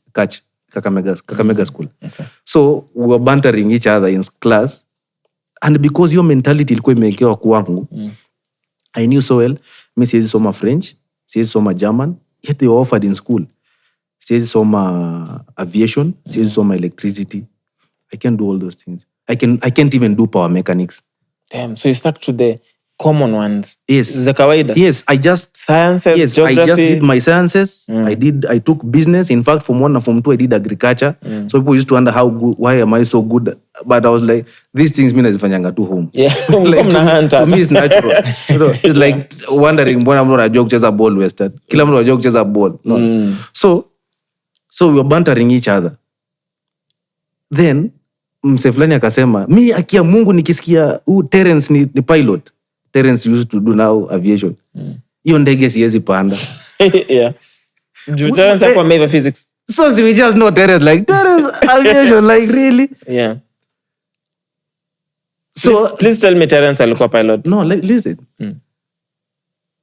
Someone else alikuwa na shot. Vile mnacheka nasema ngojeni mimi napanda hiyo ndege. Like unajua mbona huyo jamaa kuna hii thought ingine like different because we had already gotten the joke, right? Yeah. Akanambia hiyo ndege mimi nitapanda. Juu najua haiwezi hata waka. Punchline ilikuwa na kama love it. Terence hata hizi jua kuasha aje. Hata haiwezi waka. So me I'm not even scared about the accident. We are not taking the crash. No, I know it's like a hotel. Hakuna place tunaenda. You know, it's immobile. So you see, hiyo kitu ilikuwa so much in us. What it did, it limited ambitions. It became like ambition is a reserve for certain regions in Kenya. Bro, up to date, I feel like I'm still playing catch up. Now, remember tukianza nikakwambia people used to speak Kikuyu in State House.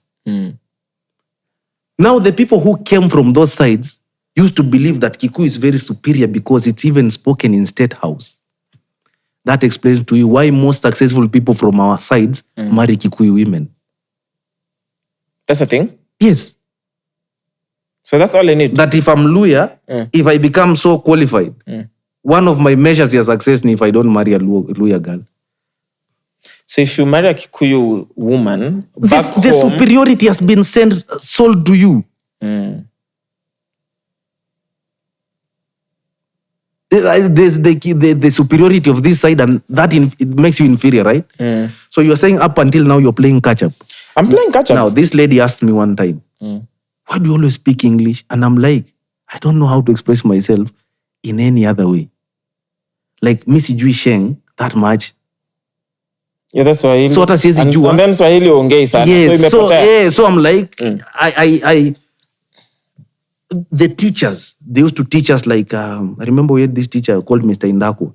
He used to tell us all the time, that, when I was a young man, I traveled so much. And we are like, okay, I traveled so much. And just in my grandmother's grass-thatched hut, I traveled so much from that place. It sounds creative, right? Now I want you to get where it gets traumatizing. But not by plane. Through the books. I have been to South Africa. I've been to West Africa. I've been to East and West of the world through books. So you too can go there. When you are being told that, someone mwenye ako hii karibu na hii city, ashapewa hizo opportunities za kumfikisha huko already, practically. So mi na wewe Chaxy, lazima tusome hizo vitabu. Then later, you come to realize it has never been about books. So that explains to you why most CVs za kutafuta the white collar jobs ziutoka Western na Nyanza. Because we had no option but to be servants. Totally, education is the key to success. Yes, like so sisi tunakujanga hivi, watu wanatoka hiyo region wanakujanga with the mentality to serve. Not to own. Ati unaambiwa ati, unajua CEO wetu hata CEO wetu ni Mkisii, imagine. And I'm like, so? Because ushauziwa, CEOs come from certain tribes, unaona? So your Equalisation Fund was supposed to take the light there. That number one, classrooms zitajengwa according to the standards za hizi areas. Electricity itafika according to the standards za hizi areas. Water watakuwa na access ya water ka hizi areas. And most importantly, kutakuwa na road connection. Connectivity. Do you know what happens? They leave that task to the people. They tell the people that they are the ones to come up with those ideas and suggest to the county technical committees, alafu what I bring up ndio pesa itolewe. Unajua ndo bado kutoka, wase wakaenda wakaagi wakasema hakuna yezi kuwa counties bana. Mnatuambiaje ati 15 counties ndio ziko marginalized? So for 2 years ndo kufanya job. So the issue here it's like they were debating over the definition of poor marginalized. People started arguing who's poorer. So who's more marginalized? Yes, like wewe sema hivyo, sisi tunakulanga ugali na mboga na sukuma. Hakuna bana, sisi nyinyi mko better, nyinyi mnakulanga ugali na cabbage. So sisi tuna deserve more because sisi tunakula sukuma. So ka decide hapana, it cannot be 15 counties. So let's not call them communities, let's not call them counties, let's call them marginalized areas. So we map out the whole country. Did we define what a marginalized area is? Yes, now it came to be defined. Like, after this argument? Yes, haina hizo amenities. So what do? Waka-identify across these counties, kuna 111 constituencies na around 366 wards. Hizo ndio marginalized areas in Kenya. So naulizanga wase, do you even know that your county has a marginalized area? And there is money for it. So you cannot demand what you don't know, simdope. You cannot carry what you don't know. You can never push for what you don't know. Long live Super Mega, man. Yeah. Long live Super Mega, sindio? Maliza online. Long live Super Mega, live long. Long live Super Mega, live long. Yeah. So, when we were setting up, kuna kitu mlikuwa mnadu. You ensured the set fits your expectations, right? Yes. Not some adjustments. Yes. Nini. Why? Because you know how the set should be. Ukinileta mimi mse mwenye nimetoka hizo area, mimi najua hii kamera ikiwa on, that's it. So ukipatia mse power na hana information, ama umempatia mse power ya kuvote na hana information, anakuambia niko kadi, alafu namuuliza kukua kadi inamaanisha nini really? Umeget? Because nikao umepatia mse gun na hajui that akijipointia na pull trigger bado inaweza muua. Like anasema hii gun ni yangu, yezi niua. So anacheza nayo So that's exactly what we are trying to push. So remember, that is Dr. Belio Kipsang. So mambo ikienda wrong, lazima tuulize wa jamaa. Yeah. We go to the other important person. So we've done for now. So Treasury, we have economic done planning, education, and then we are now doing the fourth. Okay, now we are going to the fourth. Quick one. Yeah. I wanted to ask about the National Exchequer account.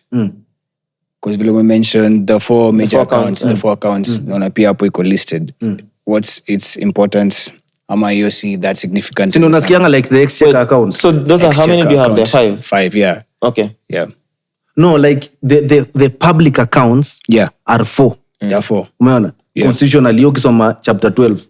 Just confirm on your end. Just confirm how many public accounts. Ziko chapter 12 ya constitution. Yeah. Chapter 12. You'll just see them. In fact, I think ziko either 206 or 226. Just read. They'll bring for you.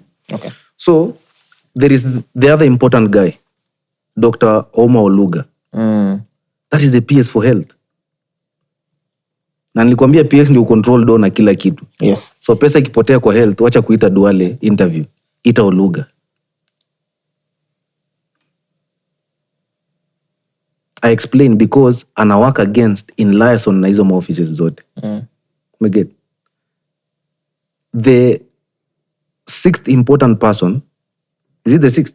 Yes. Yeah, 6th. The 6th important person ni Dr. Margaret Nyakango. She's the controller of budget.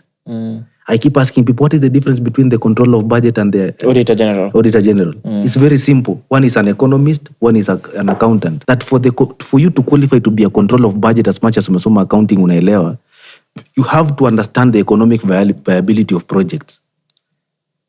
We kazi yako si ati wasa wanakuambia tunataka ido. Lazima wewe understand as an economist. Chaxy amesema nataka kamera 5. Ya nini? If 2 can do, let's not waste money on cameras. Let's just do 2 and then the rest of the money we can use kwa promotion. Then if we ever even need more, let us buy from profits. That's a very important person. So kama pesa imepotea, wacheni mambo mingi, enda muulize tu huyo msee. Ulipea nani do? Because kwa country yote, there is only one person who allows money to go. Ni wewe peke yako. That will create that way for accountability purposes. Unaona? So don't be emotional. No, muulize tu like, okay, sisi tunataka tu kujua. Do iko wapi? That's all we need to know. That one, tumekuja kwako, we just want to confirm that the money was actually disbursed. Bas, ilienda. Good. Because najua the PS is the chief accounting officer wa ministry. Yeye ndiye anaamua kila kitu ya do. Yeye hata ndiye anapatia CS do. Na CS akipitisha policy na hiyo committee yake na nini or whatever. Huyu ndiye anahakikisha hiyo policy iko implemented. So we can look at Honorable Aden Duale all the time ataongea to play all the politics. Remember, that is fish swimming in fresh waters. It will swim properly. Because who is a CS? He's the economic figurehead of the ministry. Is the political figurehead of the ministry. What is politics? Propaganda. Kitu sio sema propaganda imeganda proper. So anawapatiaga anawapatiaga propaganda zimeganda proper. Like no, like why? So in other countries you're supposed to resign. Why? Ini kama like in business when someone says they're just the face of the brand. Do you? I'm just the face of the brand. I'm just the face of the brand. Yeah. My work is PR. And there's no truth in PR. PR is an exercise to manipulate truth to look beyond what it is. Ni makeup. Yes. Unasema like kila radio station unasema we are the number 1 radio station in Kenya na mule like haya. All of you are number 1. Kila mtu number 1 huko, right? Let us know when you find. Yeah. Utaifind. Ziko. Yeah. So in fact ziko listed too chronologically. So huyu mtu inafaa tu mumuulize alipea nani do. That's it. Hiyo do ilikuwa inafaa ifanye nini? That's it. Like ilienda. Yes. So if you're giving out money, you're giving it out for a reason. Alafu tunakuuliza, did you do the quarterly budget na kwa KBIR? Did you do the quarterly budget implementation reports? Let's read them. But they always submit those reports. Then after that, tumemaliza kila kitu, tulitengeneza budget, tumefanya nini, watu wamesuggest. The last important person. The 7th. Yes, the 7th important person. And remember, 7 is the number of completion. Yes. Right? The 7th important person, the Auditor General. Huyo ndo msema kweli. That after nyinyi wote mmesema, huyu amesema nilipea huyu, nilipea nini, mimi nilicheck hiyo do yote na najua vile ilitumika. Watu wanadhaningi ati huyo Auditor General ni mmoja, ati anafanya kazi yake. No. It is the office. Ndio maana unasikia independent. Just like we have the office of the president, we have the office of OCOB, office of the controller of budget. Wako kila mahali mpaka kwa county. Devolution. Yes, wako. The functions are devolved all the way General, down. Akona staff mpaka kwa county na wote ni qualified accountants. There is something you can never say about Kenyans. You can never say they are incompetent. Both in good things and bad things. Yes. I think even for politicians, most of them are competent. They just decide not to do what they're supposed to do. Not that they decide not to do. They are a reflection of who we are. Wajinga ndio wali wao. So, wanajua like hawa sasa, hakuna kitu wanajua. Hakuna kitu watafanya. Sasa wacha nikuulize, mbona mbunge akuje kuambia ati na si mmekubaliana tutafanya kazi na rais? I'm like, prefect ameamua atafanya kazi na noisemaker. Because who ni prefect literally like constitutionally president na MP wafai kuwa marafiki. Because mmoja ana play oversight. In fact, unakumbuka nikisema like ati ule msee alisema like people lose their way to find their way. And once those who lose the way who make the country lose the way are never responsible. The burden is with these people who will need to find the way so that it benefits them. Yeah. During our time, one of the things we need to propose ni when you're running for president, you don't need to campaign for any MP. So unataka kuwa president. Si mbona unakuja kutuambia tutavotia nani for MP? Like Simba inaambia kondoo, sasa huyu ndio atakuwa anapatia chakula. Na wote ni Simba. Mbona unatuchagulia? Unaona? So constitutionally, president na MPs, they are not supposed to be friends. Nasikia mtu anasema na sisi hata tulikuwa state house. Ulienda state house kufanya nini? President kama ana introduce special bills, lazima hakuje parliament. Should be on the floor of the house. That is why walipewa article 125 and you can confirm that they have the power to summon anyone. So nilikuwa nakuambia the importance ya Auditor General. Yes, ana confirm kila kitu. Akishapeana hizo reports, now ask yourself, anazipeananga wapi? Si nimekuambia kuna officers wake mpaka kwa county. Do you want to know how efficient we are as a country? Kila county inakuanga na a ministry, ndio? Nasikianga iko na ma-CEC. Yes. Bado hizo individual ministries ziko na chief officers wenye wanaangalia do. Hao ndio wana compilingi the accounting report ya individual ministries. So akisema wana audit seme Samburu County, hawai audit yote, wana audit health, education separately. So inafaa lete separate. So unasikia sasa wanatuenjoyingi aje? Ati ameleta combined. Are you saying that all these people worked in Kahoot? No, kuna watu waliiba hii pesa kwa education, kuna wenye waliiba kwa health, nini. Umeget? So, why was I telling you about those 7 people? Hawa watu wakifail in their mandate, tulieka all the powers only in one place, parliament. So parliament walipewa article 125, ndio wakoe wanaweza summon mtu yoyote, yani hata bodaboda rider anaweza itwa parliament aongee. Because parliament iko na the same power na high court. So akikusummon, and you cannot decline, you cannot say no. So I saw some people, their governor was arrested, walikuwa naitwa like kuwe accountable. And they went to nini saying that waachane na governor wao. And I was like, what are you saying? Huyo governor si wenu, huyo governor ni wa Kenya. He's the governor of the people of Kenya living in that county. Sio governor wa the tribe, the dominant tribe in that county. Let's say you now come like from my county, my native county, Trans Nzoia, right? Or let's say Nyandarua. You cannot say that this governor wa Nyandarua ni governor wa Kikuyu. Ni governor wa Kenya mwenye anaongoza wa Kenya kwa gatuzi la Nyandarua, kwa sababu wa Kenya kuna Wajaluo, kuna unajua like vile everyone. Unaona vile Nyeri ukuwa fani. Ukienda Nyeri unapata aya Wakisi wanafanya nini huko? Wamejaa, right? Ukienda Nyeri bado kuna Wajaka wamejaa, Wasomali wamejaa. Umeget? So, huyo governor atasema ati mtaikaiga sasa sema ati mimi ni governor wa Kikuyu. No. All those people in that county, they are paying taxes. Yes. We are united by our taxes. You know. So, hawa watu wote before the people wakuje hata kuenda maandamano ama kudemand anything. MPs wanafaa kuwa wamefanya hiyo kazi. So if you say the president is bad, then we go to, it's very simple. The impeachment process is there. You just introduce a motion in parliament. So umesema ni mbaya. Let's introduce an impeachment motion. And what do? Very simple. Initiate the motion. You just need a quota of MPs wenye watakuwa side yako. The motion will be read in parliament. Na hiyo process yote itaendelea. After that, 2/3 watavote. Hiyo maneno imeisha, iende Senate ishe.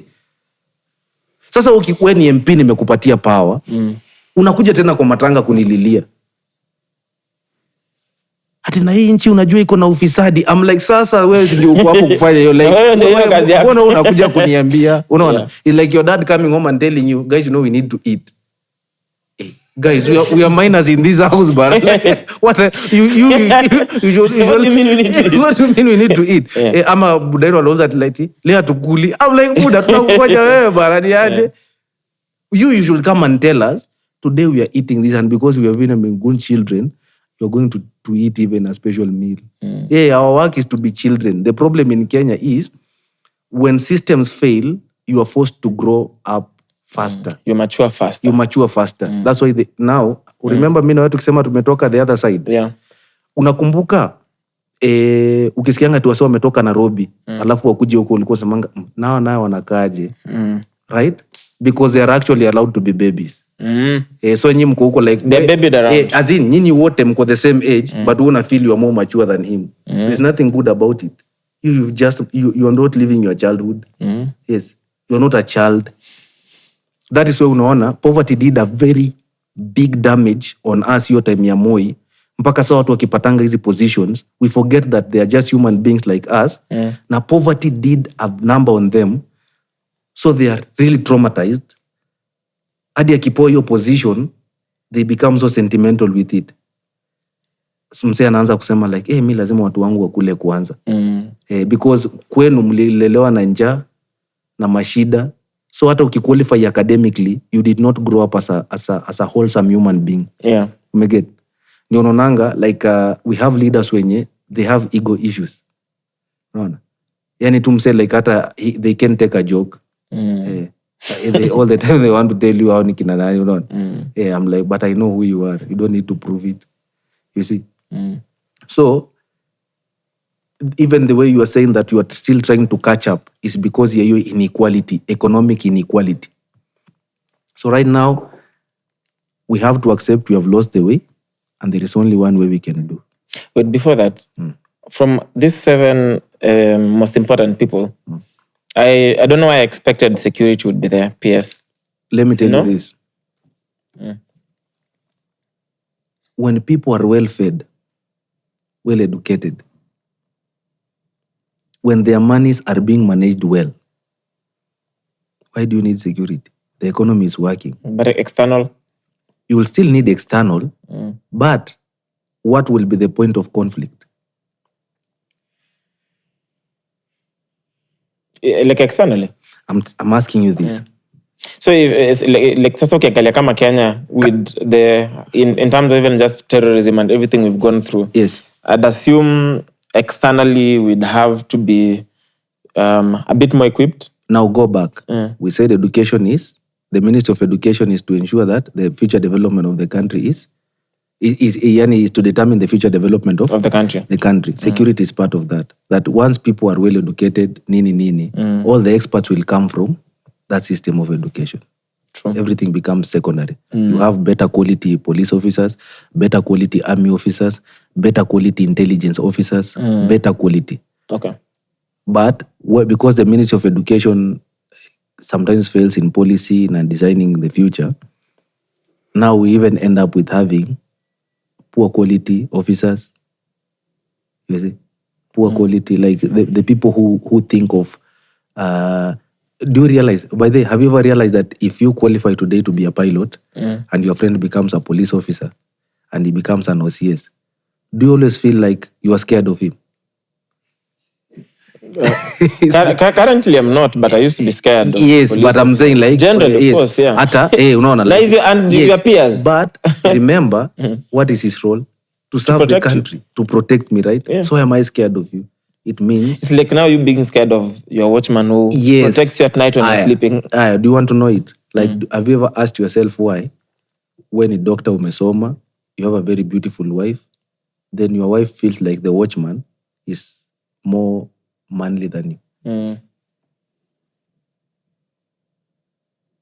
Poor education quality. Yeah. Yes. Okay. So okay. Makes sense. Then that answers the issue of security. Now, I once read somewhere in a book that says when you are dealing with people who are richer than you or people who know money, you have to deal with them na modesty, because if you deal with them na kiburi, they see you as classless. They don't see you as hata mtu akona kiburi. They dismiss you in a very classy manner. Chaxy is difficult to integrate. Difficult to work with. Yeah, so when you are dealing with them, modesty is the currency, right? Yes. But when you are dealing with people who are not educated and mostly they are not economically well, you have to strike the iron. So arrogance. Yes. So because in their mind, when ifala, unajua hivyo? Yeah, wakasi wako. Remember when I was telling you, I couldn't leave the farm because there are some things we are doing and I really have to be there. In person. Yeah, because in their mind, mini fala. So I have to remind them, I'm equally tougher than them. I'm more of a villager than you. Yes, you have to remember, no matter my academic qualifications, I'm nothing but a villager. And when my time in this earth is up, I'll come back and I'll be buried like a villager. So when I'm home, I greet people even in Luya, like I speak Luya. I tell them, Mayori, Mwachawai, so that when she sees these things, she does not think I'm weak. And I want you to know, like, I know all these things here. Like, I understand the culture. Don't mess with me. So even wanakupimanga, ukitaka mchanga unaweza enda kwa kina nani, unamwambia kwa kina Chaxy. Chaxy mimi namjua.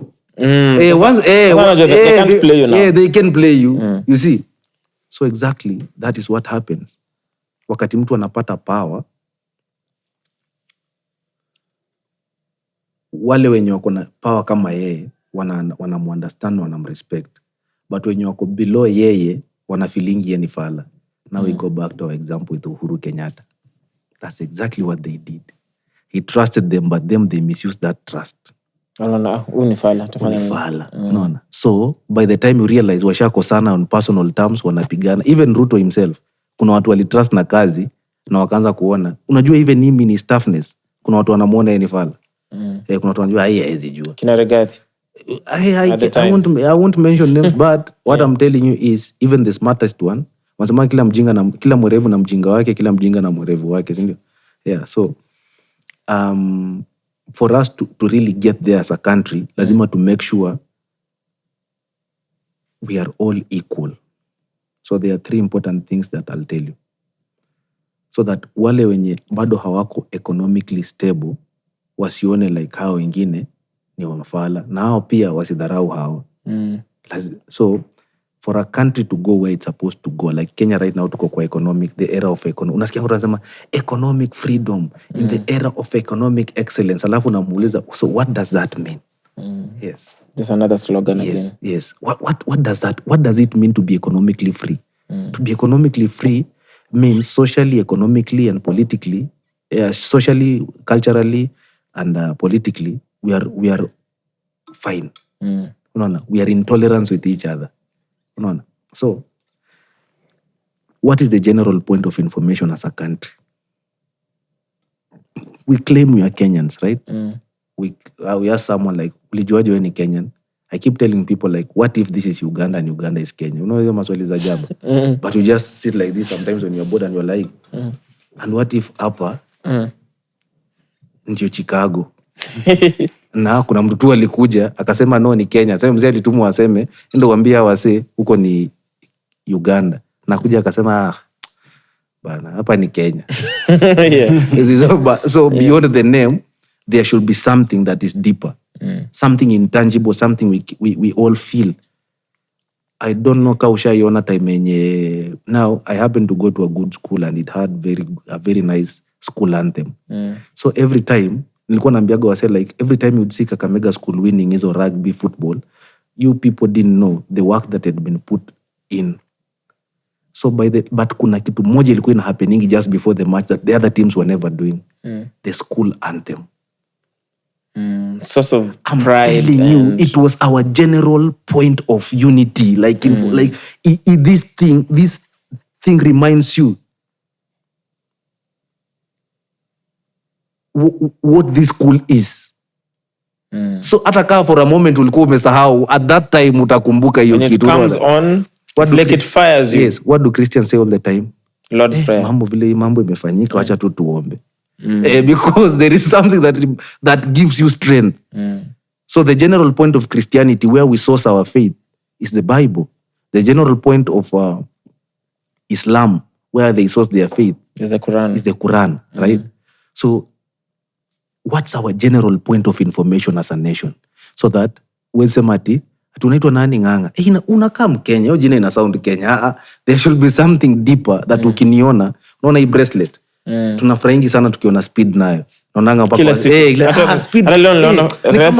Ni kama speed hii kitu ilimbamba because we all identify with the flag. Yes. Right? So what is this thing that is beyond physical presence?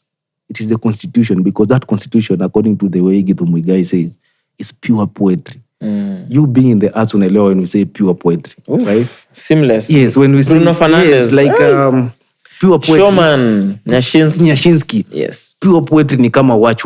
That's pure poetry, right? Yani, like, so the constitution ni kama watch. Yeah. The constitution ni kama tuendelee ama tusiendelee.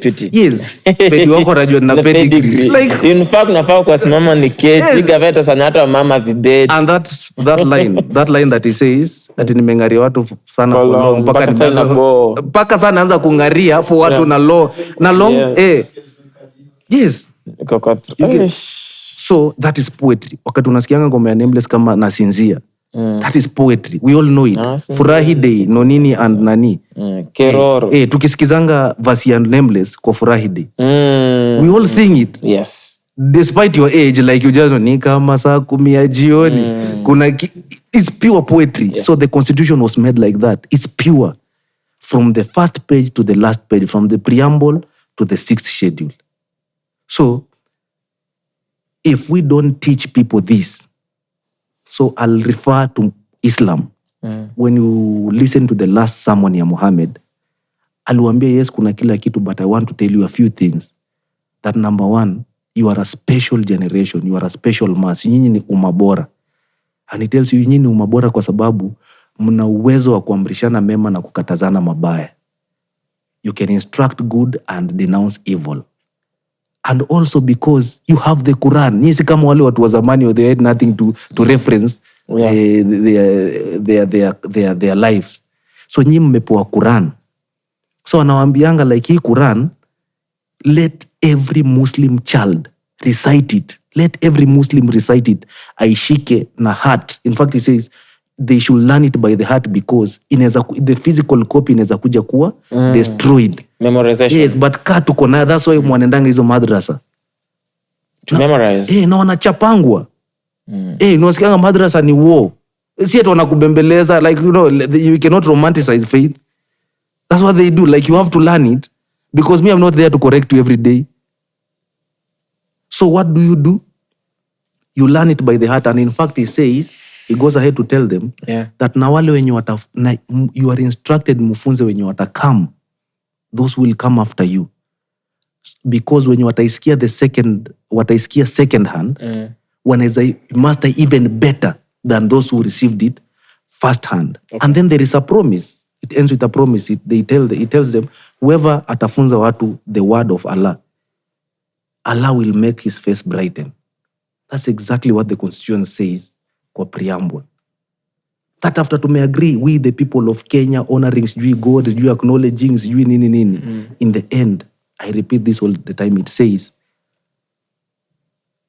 we adopt, enact, and give this constitution to ourselves.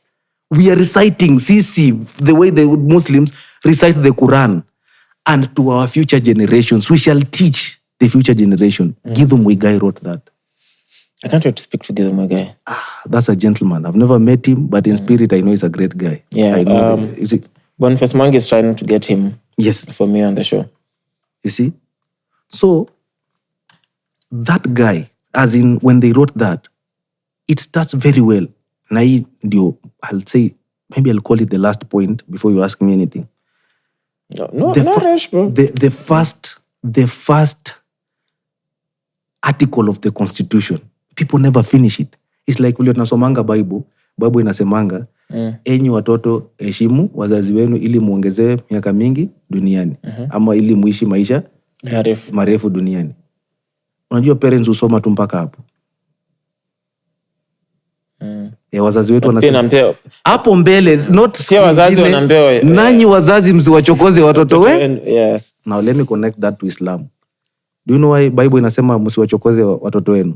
Because children are young, si ndio ni youth, right? Unajua Islam inasema nini? The Quran says ujana ni nusu ya wendawazimu, ni nusu ya wazimu. Like being youth is almost a disability. Unasikia like unasema kunaweza haribika hapa like ushaona club like unaonaga comments zingine mse akiona ule dancer anatoka Tile Pack. Nilionaga mse anasema hapo comment ati unanuka nguvu. Like hiyo ni ujana yani anakaa tu trouble anytime like unanuka nguvu crazy. Unanuka nguvu right? So the Constitution is also designed like that. Like it unaona anasema tu usikosea wazee utapata curse. But Bible inasema a curse without a cause. Iko Proverbs 24 something. A curse without a cause will not stick. So that pia una curse tu watu tumezeeka. Now let me tell you this. Unasikianga sometimes they try to appeal when they say when government fails to be accountable, they appeal to your moral sense. Ni utakumbuka tukisema hope. You know hope is based also on morality. Because you have to believe that guy that is saying it ni mzee, ona vile amevaa vizuri. So unajibizana na mtu wa Mungu. I'm like na mimi ni wa nani? Kwani mimi ni wa shetani? You see? So unasikianga sometimes wanasema atena watu wa kanisa tafadhali muongee na watoto. We are not a religious republic. We can only speak one language, the Constitution. The question is, did you follow the Constitution or not? Okay, I put it well, that if you don't fight for the Constitution today, you might be forced to fight for our freedom tomorrow.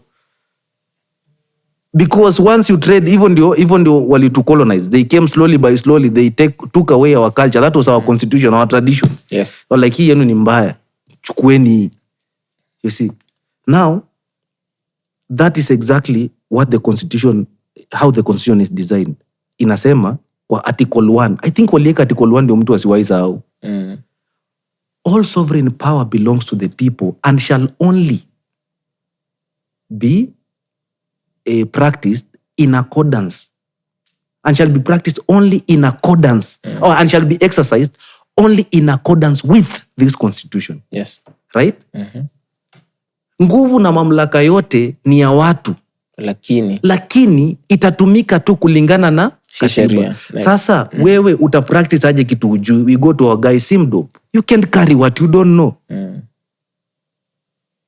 You can't practice what you don't know. We go back to the setup. You cannot set it up. You cannot put this setup the way it is if you don't know.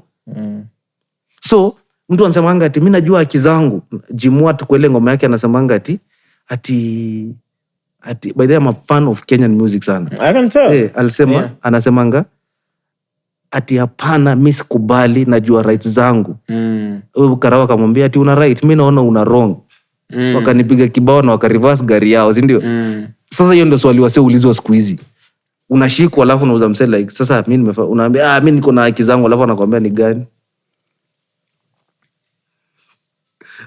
Mimi sijui, lakini unaona kitu nyanza there is one ignorant statement yenye tunaitumianga, phrase tunaitumianga on social media all the time. Ati I can't prove it but I just know Chaxy is not a good guy. Sasa if you can't prove it, why are you saying it like you know? So you can't practice what you don't know. Imagine soccer. the reason why sisi wote mafans wa soka wanapenda soka ni juu both the players, the referees and the fans know the rules. Yes. Ni unasikia mzee, hakuna hiyo ikukua off. Hiyo sisi wote tunajua ikukua off because they all know. So hivyo ndio inafaa sio sisi wote pia tuko tunajua constitution. Unaona like that's unconstitutional. Yeah, that's unconstitutional. You need to step down. And we know the next course of action as well. Chapter 6 ya Katiba inatumika kwa kila letter ya job. Wanakwambianga kama unakuja interview, wanakwambianga qualifications must be well conversant with chapter 6 of the constitution. Sasa I'm like, mtu mwenye mnamwambia should be well conversant and compliant na chapter 6 ya constitution, hata ajue chapter 6 inasema nini. Ni on leadership and integrity. Sasa ujamaa hata ajaambiwa the things that the principle of chapter 6 alone. Yeah. Right? So article 1 enyewe ishatuambia we all need to know the constitution. Because constitution imebeba our social rights, economic rights, political rights, cultural rights. The only system that tumeweka enye itadetermine how currently and in future our social life, economic, political and cultural ita happen in the Ministry of Education. So we have no option but to make the Constitution of Kenya a full, mandatory and examinable subject. Number 2, economic identity. Unakumbuka nikwambia those two things? Yeah. We can even add another one. 3. So the second thing, si tushajua our general point of information in your constitution na nafaa iende shule. Yeah. Hiyo tu wote tuna agree. So we have levelized the playing field for the rest, like the same way na football. Tunajua wewe ni footballer, wewe ni nini. Sisi wote tunajua rules. So let's play. Na tunajua hii ni offside. Yes, so ukituambia ni offside na sisi tumeona yuko offside. Tunajua minutes, unaonanga ref unasikia watu wanasema ref bana hakuna ref. We all know inafaa ichezwe 90 minutes. Yes. Na hiyo part ya oversight na accountability ni squeeze nao VAR. Yeah, VAR. Tunasema kama basi tukubaliane tuende VAR. VAR. Unaona? Hiyo VAR ni constitution. Sasa VAR constitution ndio kila kitu. Na article 2.4 ime make clear that all laws including customary and international law that is inconsistent or contrary to this constitution is therefore null and avoid to the extent of that inconsistency. That's why I tell people, wakati Githu walisema it's pure poetry, aki just read our constitution. Utashtuka vile, it is very clear. Yani wanasema, nyinyi mmesema nyinyi ni Waluya. Waluya wagani? Sisi ni Wabukusu. Sasa, mati mnasema nini nyinyi? Sisi tunasema, mtu akikufa tunaweza mchinja. Hiyo ni yenu, ni against human rights na constitution na promote human rights. So because of that inconsistency, that contradicting nature na human rights yenye imeprovidiwa kwa constitution, ama vile nyinyi msema the constitution will overrule that. Ati sisi this certain tribe, mtu akipatikana bibi ya mtu tunamuua. There is a right to life ya constitution. Hiyo ni nyinyi. It overrides that. So it overrides. Yes. It is void to the extent of that inconsistency. Right? But article 3.1 pia imekuambia like every person is obligated. Every kila mtu. And when we say people, we mean women, children, men, the elderly, nini. Wote, people living with disabilities. Yeah. Every individual or every person is obligated. Skia the term. It's an obligation. It's not at can or might. Everyone is obligated to respect, uphold, and defend the constitution. The constitution. Everyone. Hiyo power iko before 2010. Ulikuwa na uzangwa. Sasa umekuja court kama nani? Hatukuwa na hiyo right. That's why I keep telling people we just inherited the British entity called Kenya, because remember Kenya was just a territory. The British Imperial British East African company. Protectorate.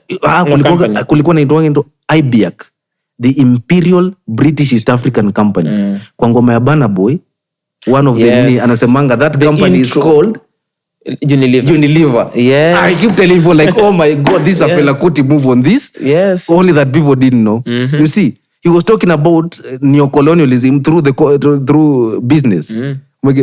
So sisi wote tuko na hiyo obligation, right? So nilikwambia wakimake a deliberate mistake, you provide a deliberate solution. Amtaki tusome, we are now forcing it.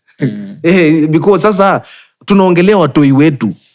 I want, because I know kwa klasi ya watoto wangu kutatokea a policeman. I don't want that policeman to meet his classmate mwenye yote time atakuwa labda teacher, aseme teachers tunangangania rights zetu wamshoot vile walishoot Albert Ojwang. I want, the constitution is the only thing that guarantees us a socially, economically, politically and culturally tolerant republic. So we come to the other thing. So tushajua sisi wote tunafaa kujua constitution, the rules are good. Yes. Now tutadetermine aje nani atatulead na tutafanya aje vitu, kuna kitu economic identity. Now in Kenya normally we go for the economic worth, the net worth. Chaxy, what's your worth? I'm 3 billion. That is cash and assets. From your mouth, the universe's ear. Yes. Right? Umekumbuka the Bible verse that Sam sent you? It said that anything. Even remember the name. Yeah. You see? So Paul Coelho says it's all one. So whether it's African belief, European belief, biblical belief is belief because it's all about excellence. So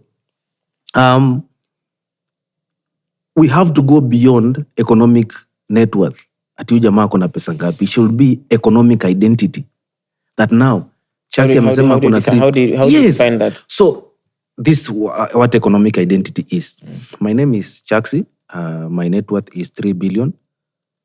My name is Chaxy. I am in the entertainment industry. That's your identity.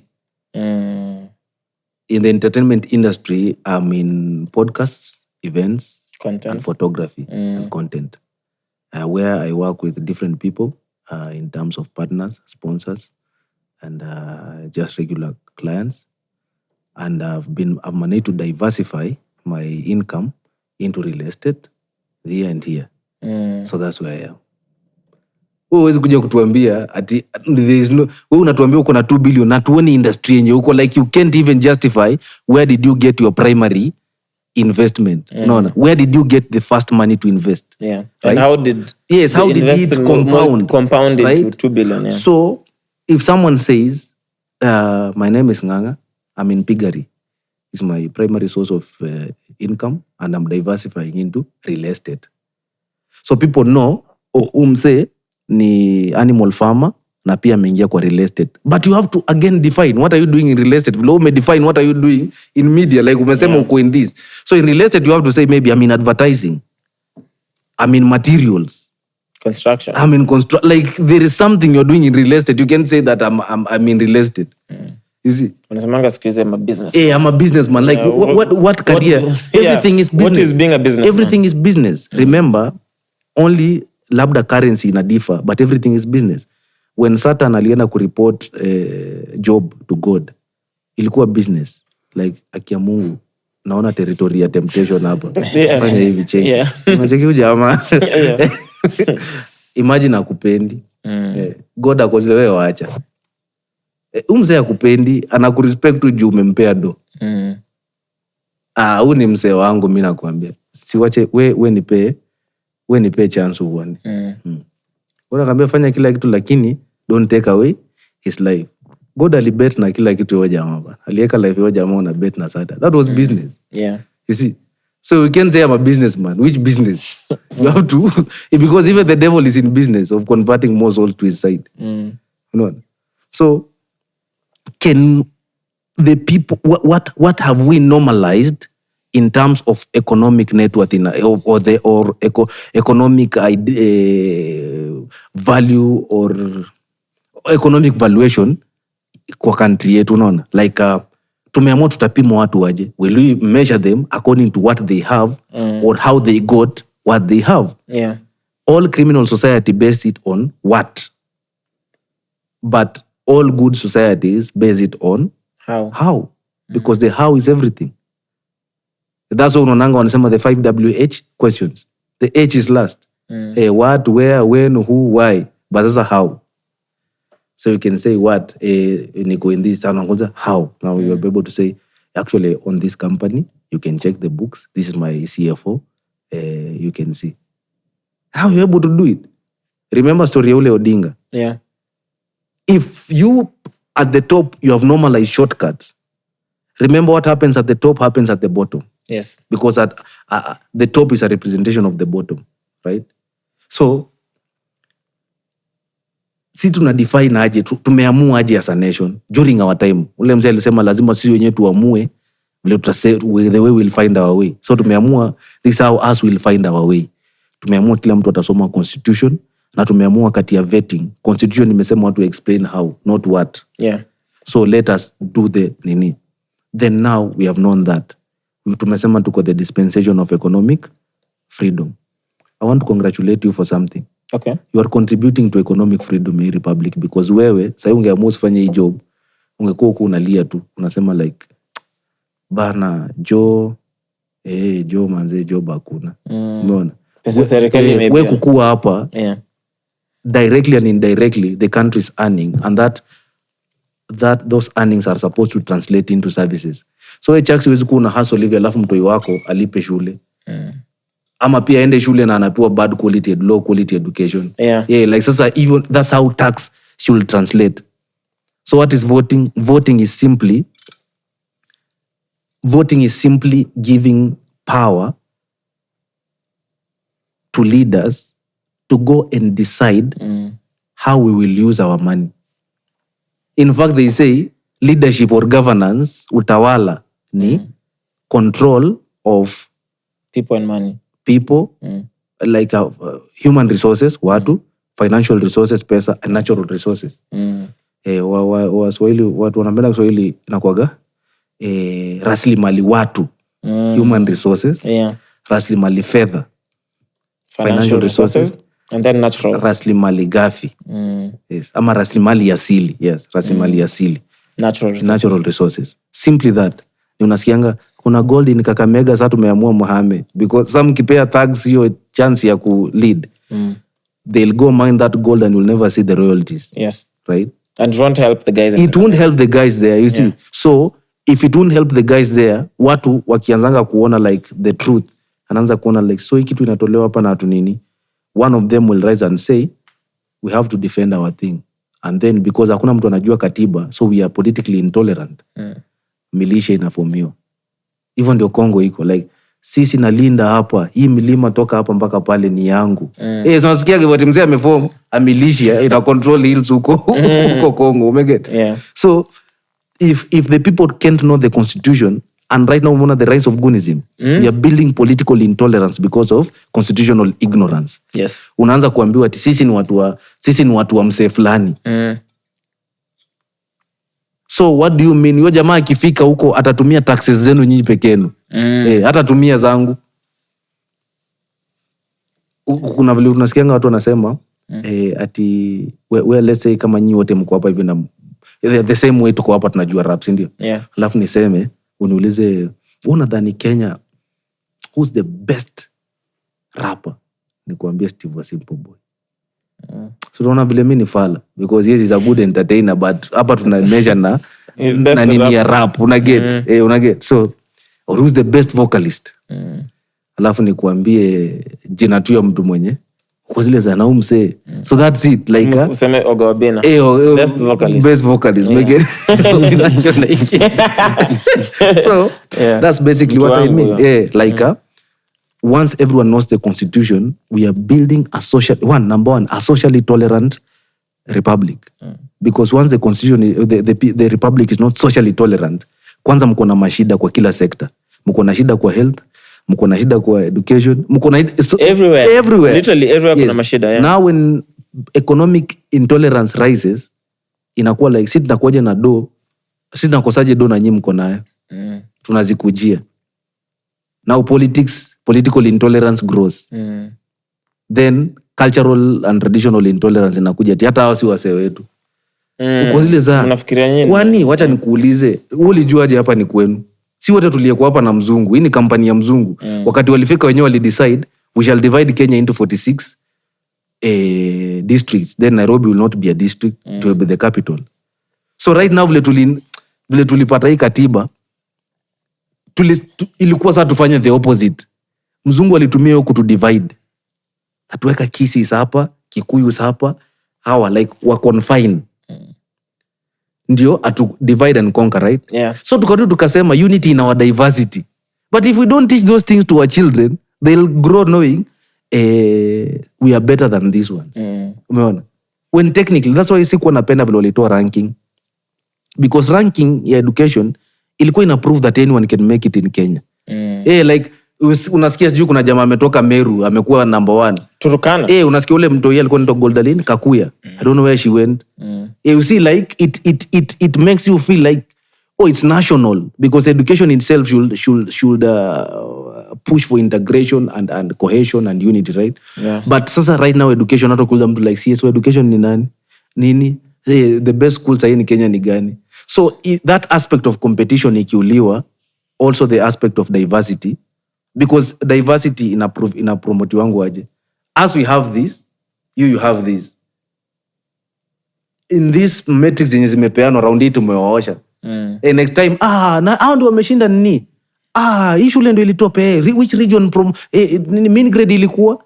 That thing hiyo ndio inafanya Kenyans wanakuwa deadly place wako. Yeah. Because that positive competition ilikuwa inculcated in us. I really pity these kids that are coming, because that thing can be missing.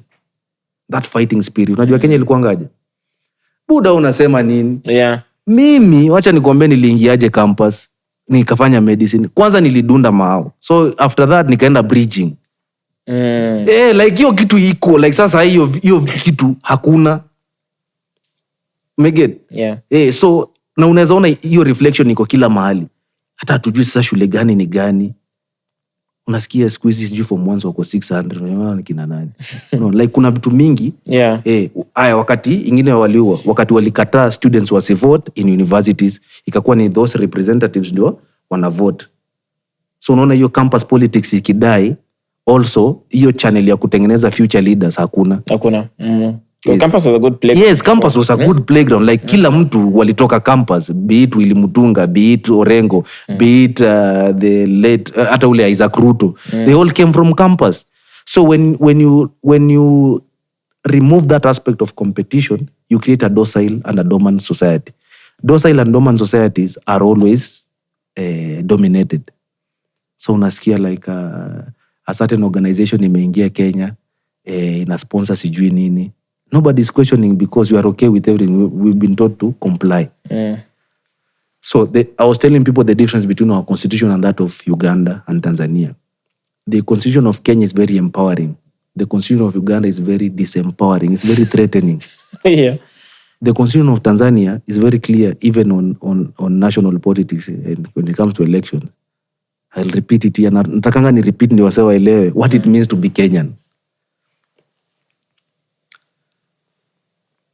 Our say constitution si ati kwa act, haijawekwa kwa act. No, because act inaweza change. It's in the constitution that whoever loses the election, once you lose. This is not Tanzania or Kenya? Yes, Tanzania. Okay. There is no recourse. Hakuna kuenda sijui ati Supreme Court. Imeisha hiyo game. That's why unaona wakizimiwa internet. The whole point was let us just switch off the internet until she's sworn in. That's it. There is nowhere you can go. There's nowhere else. That's why unaona wale watu. Yeah. Now I always laugh at them because you want to know how foolish we can be as Africans. Yeah. Now in Tanzania there are 2 parties, political parties, right? Now I want you to listen to these parties, right? Wewe umeenda kuvote. Kuna huyu jamaa na huyu. Huyu jamaa party yake inaitwa CCM, Chama cha Mapinduzi. Na huyu mwingine chama yake inaitwa Chadema, Chama cha Demokrasia na Maendeleo. Unafaa kuvotia gani? Chadema. Chama cha Demokrasia na Maendeleo, yeah. Now slogan ya Chadema unajua ni nini? Nguvu ya umma. And sasa wanapindua nini? Yeah, Chama cha Mapinduzi imepitwa na wakati. Hiyo ilikuwa imepitwa na wakati. Hii ni kanu yao. Hii ni kanu yao. Hiyo it served its purpose. You have a party here. In fact, I think one of their branches, I think in Arusha, I think waliweka a different slogan. Imeandikwa Chadema. Uoga ni dhambi. Uoga ni dhambi. Like I always think about that thing, that for real, kina Orengo wangekuwa waoga, wangekuwa wamecommit the highest sin, because hatungewahi pata hii multi-party democracy. Uoga ni dhambi.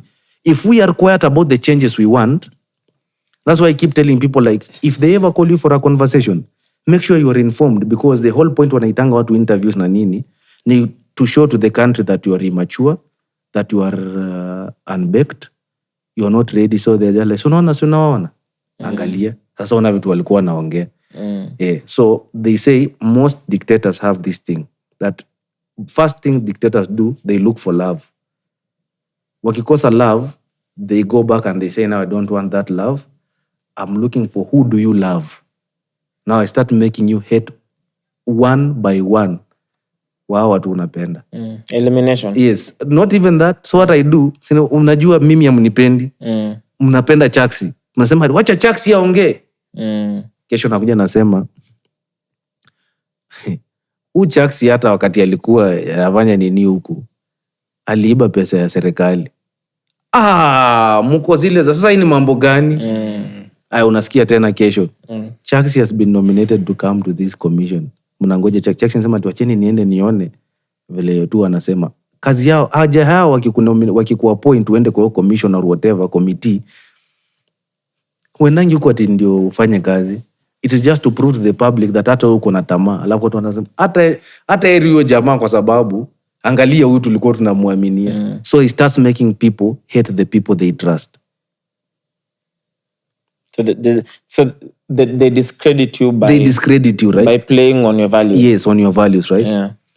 Now we go to the third thing, which is called... Tushajua sasa watu wasome katiba as our general point of information. Yes. Tumeenda kwa economic identity. Now the most important thing, nikikuambia like umecontribute kwa economic freedom ya country, kuna kitu inaitwa numeracy levels. Because Kenyans already tusha attain literacy levels. Yes.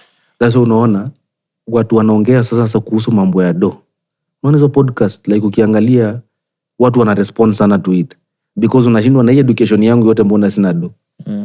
Tunakwambia this is how you can make 20,000 a day from selling carpets. He's appealing to your sense of numeracy.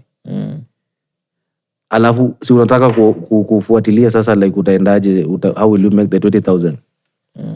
Just hold right there. To register to be a member of my WhatsApp group is just 500 shillings. Hata pia komboka. Watu wa Forex ndo wameingia. So the reason why unaona hata watu wa Forex wana thrive ni because we are now on our economic phase ya country ina appeal so much kwa the numeracy levels. That's why ukiambia mtoto wa seme China ama wapi, or even US, like hii kitu ita cost $3,000. Like already economy imewa create, like here you can even create a unicorn. It is the land of opportunities. Land of the free, home of the brave. Like the philosophies of the nation promote numeracy. That msichana ako zile za oh my god, nilisikianga kutoka kusema kwa interview nyingine ati kuna msafiliana anaitwa John Rook and I went to check him, akasema mseju mcharge $300 kumix na kumaster song. Then I went and listened to those songs and I was like, yenyewe kweli nakubali. But you see, for that, for our guy, that looks like a lot of money. But to that guy, it looks like a favor. Because it's a favor, literally. Numeracy levels, ziko, zina differ. Same need, a need being met by a service, but different. That's why maybe unaonanga kutu anakama out as arrogant, because alisha interact na hao wase, numeracy levels zake ziko, maka ulikuwa unasikia anasema, una chase views, mimi najenga siaya. Na shamba buda. Like, see, yani what maybe it doesn't know is communicating is, my numeracy levels zime, Diamond anasifiwa Tanzania kwa nini? Because he attained the numeracy levels zenye hakuna msanii wa Tanzania ameattain. He came into ownership. He came into... broke so many barriers. So unaona, it shows like, unasikia investment amemeka on a song na nini, ni numeracy levels. So how do we promote our numeracy levels as a country? One, it's time for financial literacy to be taught in school. Because for an economy to thrive, the government will make more money, it provides services for free. You need people who know how to make money, but beyond that, how to keep money. And how to multiply the money. And how to multiply the money. Like right now, you had some money invested in this, right? So nilikuwa nakuleta like connecting you to the economic freedom. Hiyo do ulikuwa na chance ya kubai gari. Ungesema no need. Look at nice sunroof, leather seats. Na need nyingine, unaona. But you decided that, you know what, this money I'm going to invest it here so that I multiply it. You see? So your numeracy levels, as you have been an active participant kwa the economy of the country, zinaenda zikipanda. But remember tukisema nini, tuna catch up mimi na wewe. So imagine ule msee mwenye bado wako huko ocha. First things first, hajui do. That's why unasikianga mtu anasema ati nilienda nikapoa salary ya 30,000. Kuna wale motivational speakers walikuwa nakujanga chuo. And nowadays I reflect on what they used to tell us and I'm like, guy, you mean you took that deal? Like, no, mimi singechukua. So, because I don't claim to be better than them, I now, as you grow, you extend grace to them. You understand that, man, enyenye time yenu hata hakuna mtu alikuwa anawaambia hizi vitu. Umeget? So even the internet is here to help us make money, grow that money. Right? Why do we say James Mwangi is the best banker? Because of his ability to multiply money. Yeah. It's literally just to money. That's it. Because other people own banks. Oh, yes. Other people, he's Yeah. So, that numeracy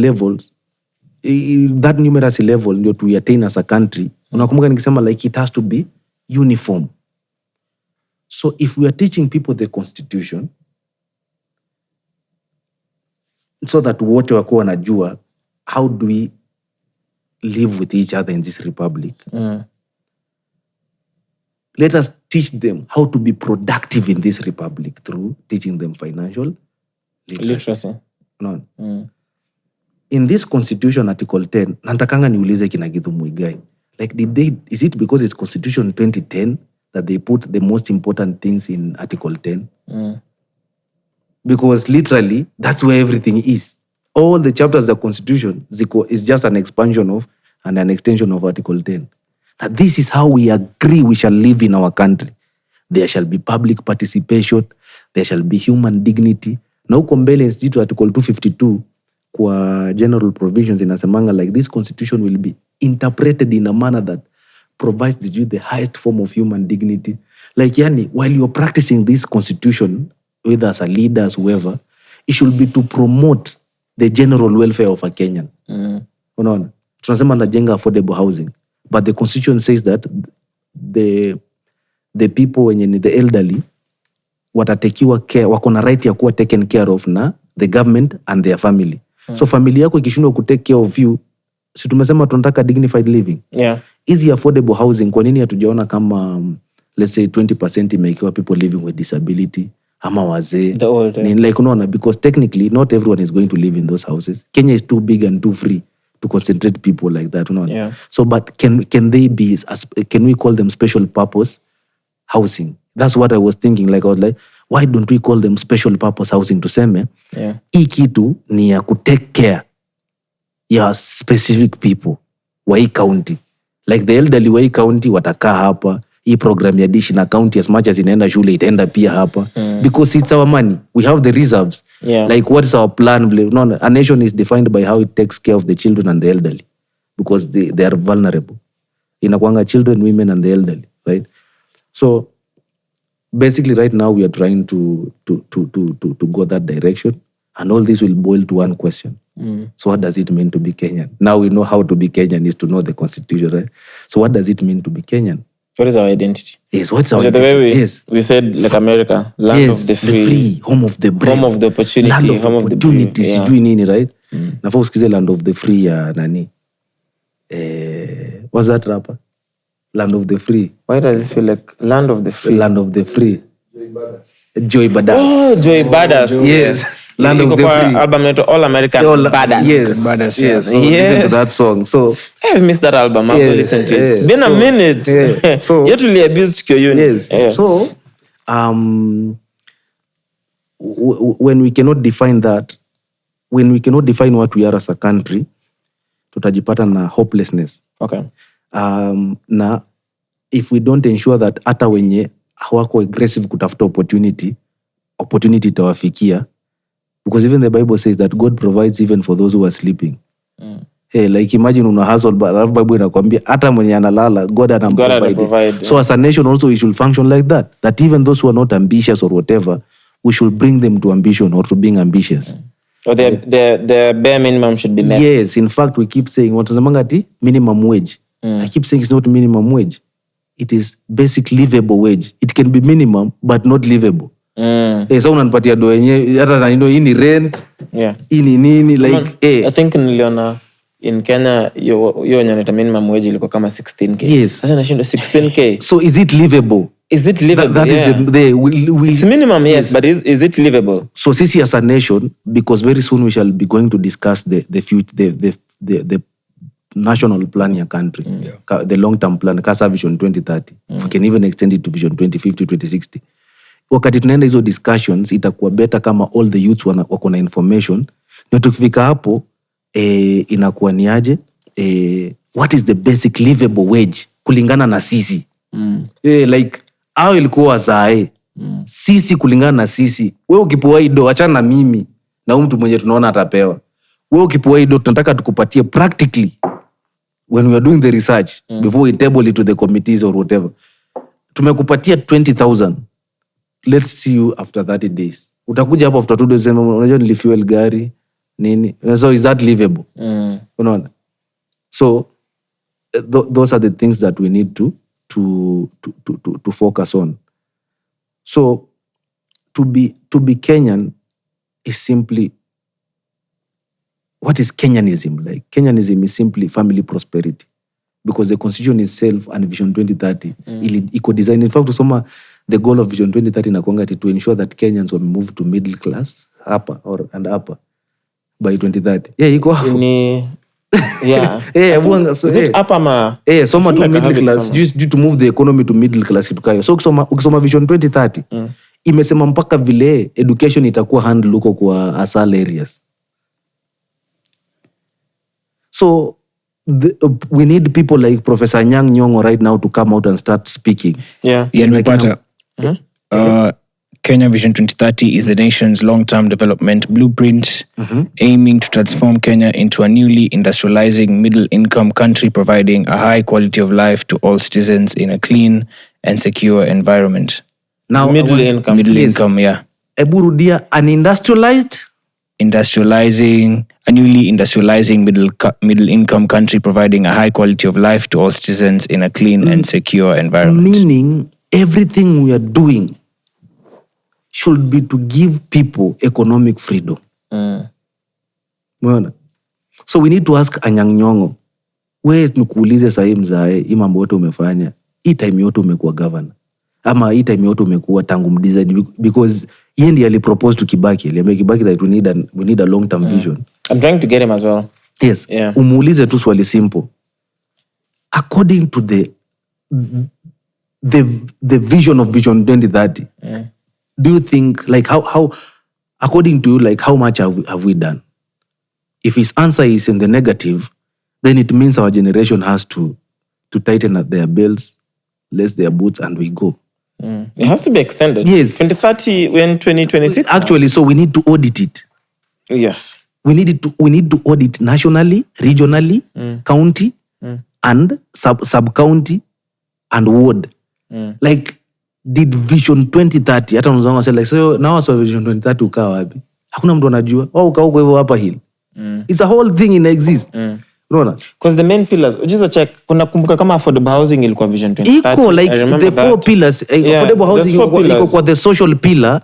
Please check the 4 pillars of Vision 2030. Iko the social pillar, the economic pillar, the political pillar, and the cultural pillar. Ama juu technology pillar. Iko. So crazy because nilikuwa nimeweka hapa hizo pillars. Economic pillar, social pillar, political pillar. There must be one more. There's maybe two, but cultural pillar iko sangi. Cultural is always there. Okay. So fundamentally ni social, economic, political and then, So hiyo vision wakati ilitengenezwa, they also knew something can happen. That watu wanaweza iba madoa hapa, watu wanaweza kosa kufika huko. Ndio maana sasa wakatengeneza nini? Wakatengeneza constitution to guide ifike. Kwa kitu kama education mpaka leo tunasemanga ati MP amejenga darasa sijui nani.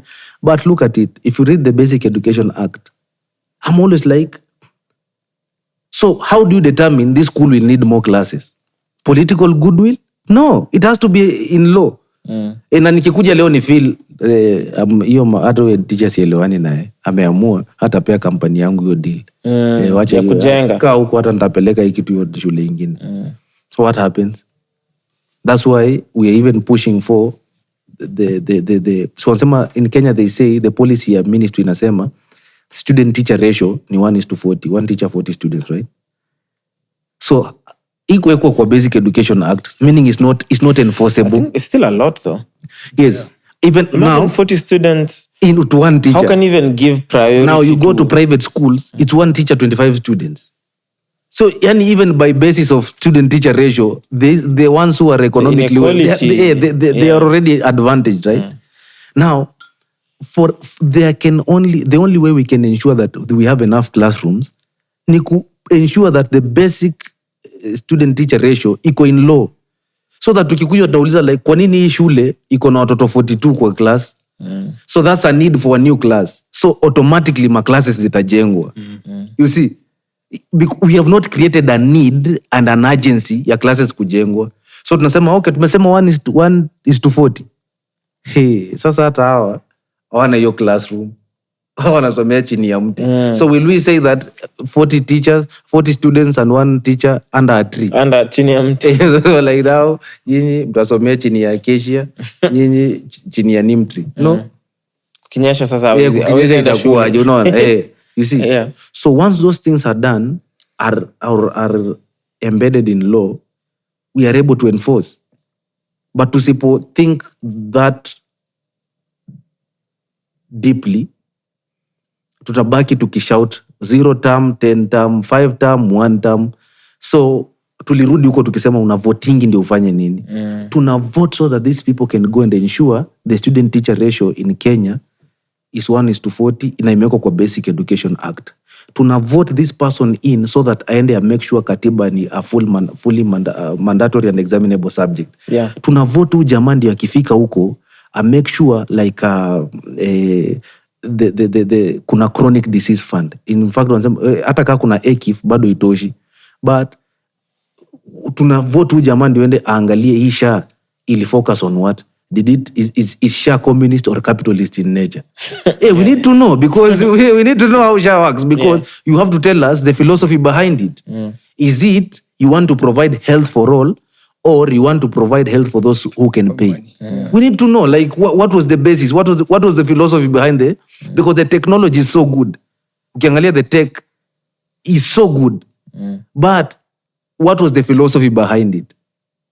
Did it focus on who will pay the money or who will get the help? Yeah. Because also the goal is universal health. Health, right? Yeah. So hizo vitu zote lazima tujue, right? Tuna vote tu jamaa ndio water as a right, because it's in chapter 4. Right. It's a right? Clean water. Yes, clean water is a right? Ndio huyu jamaa aende ya make sure policies imepita haraka that all Kenyan households zitakuwa na piped water. Right? Like tuna vote msendi afanye nini?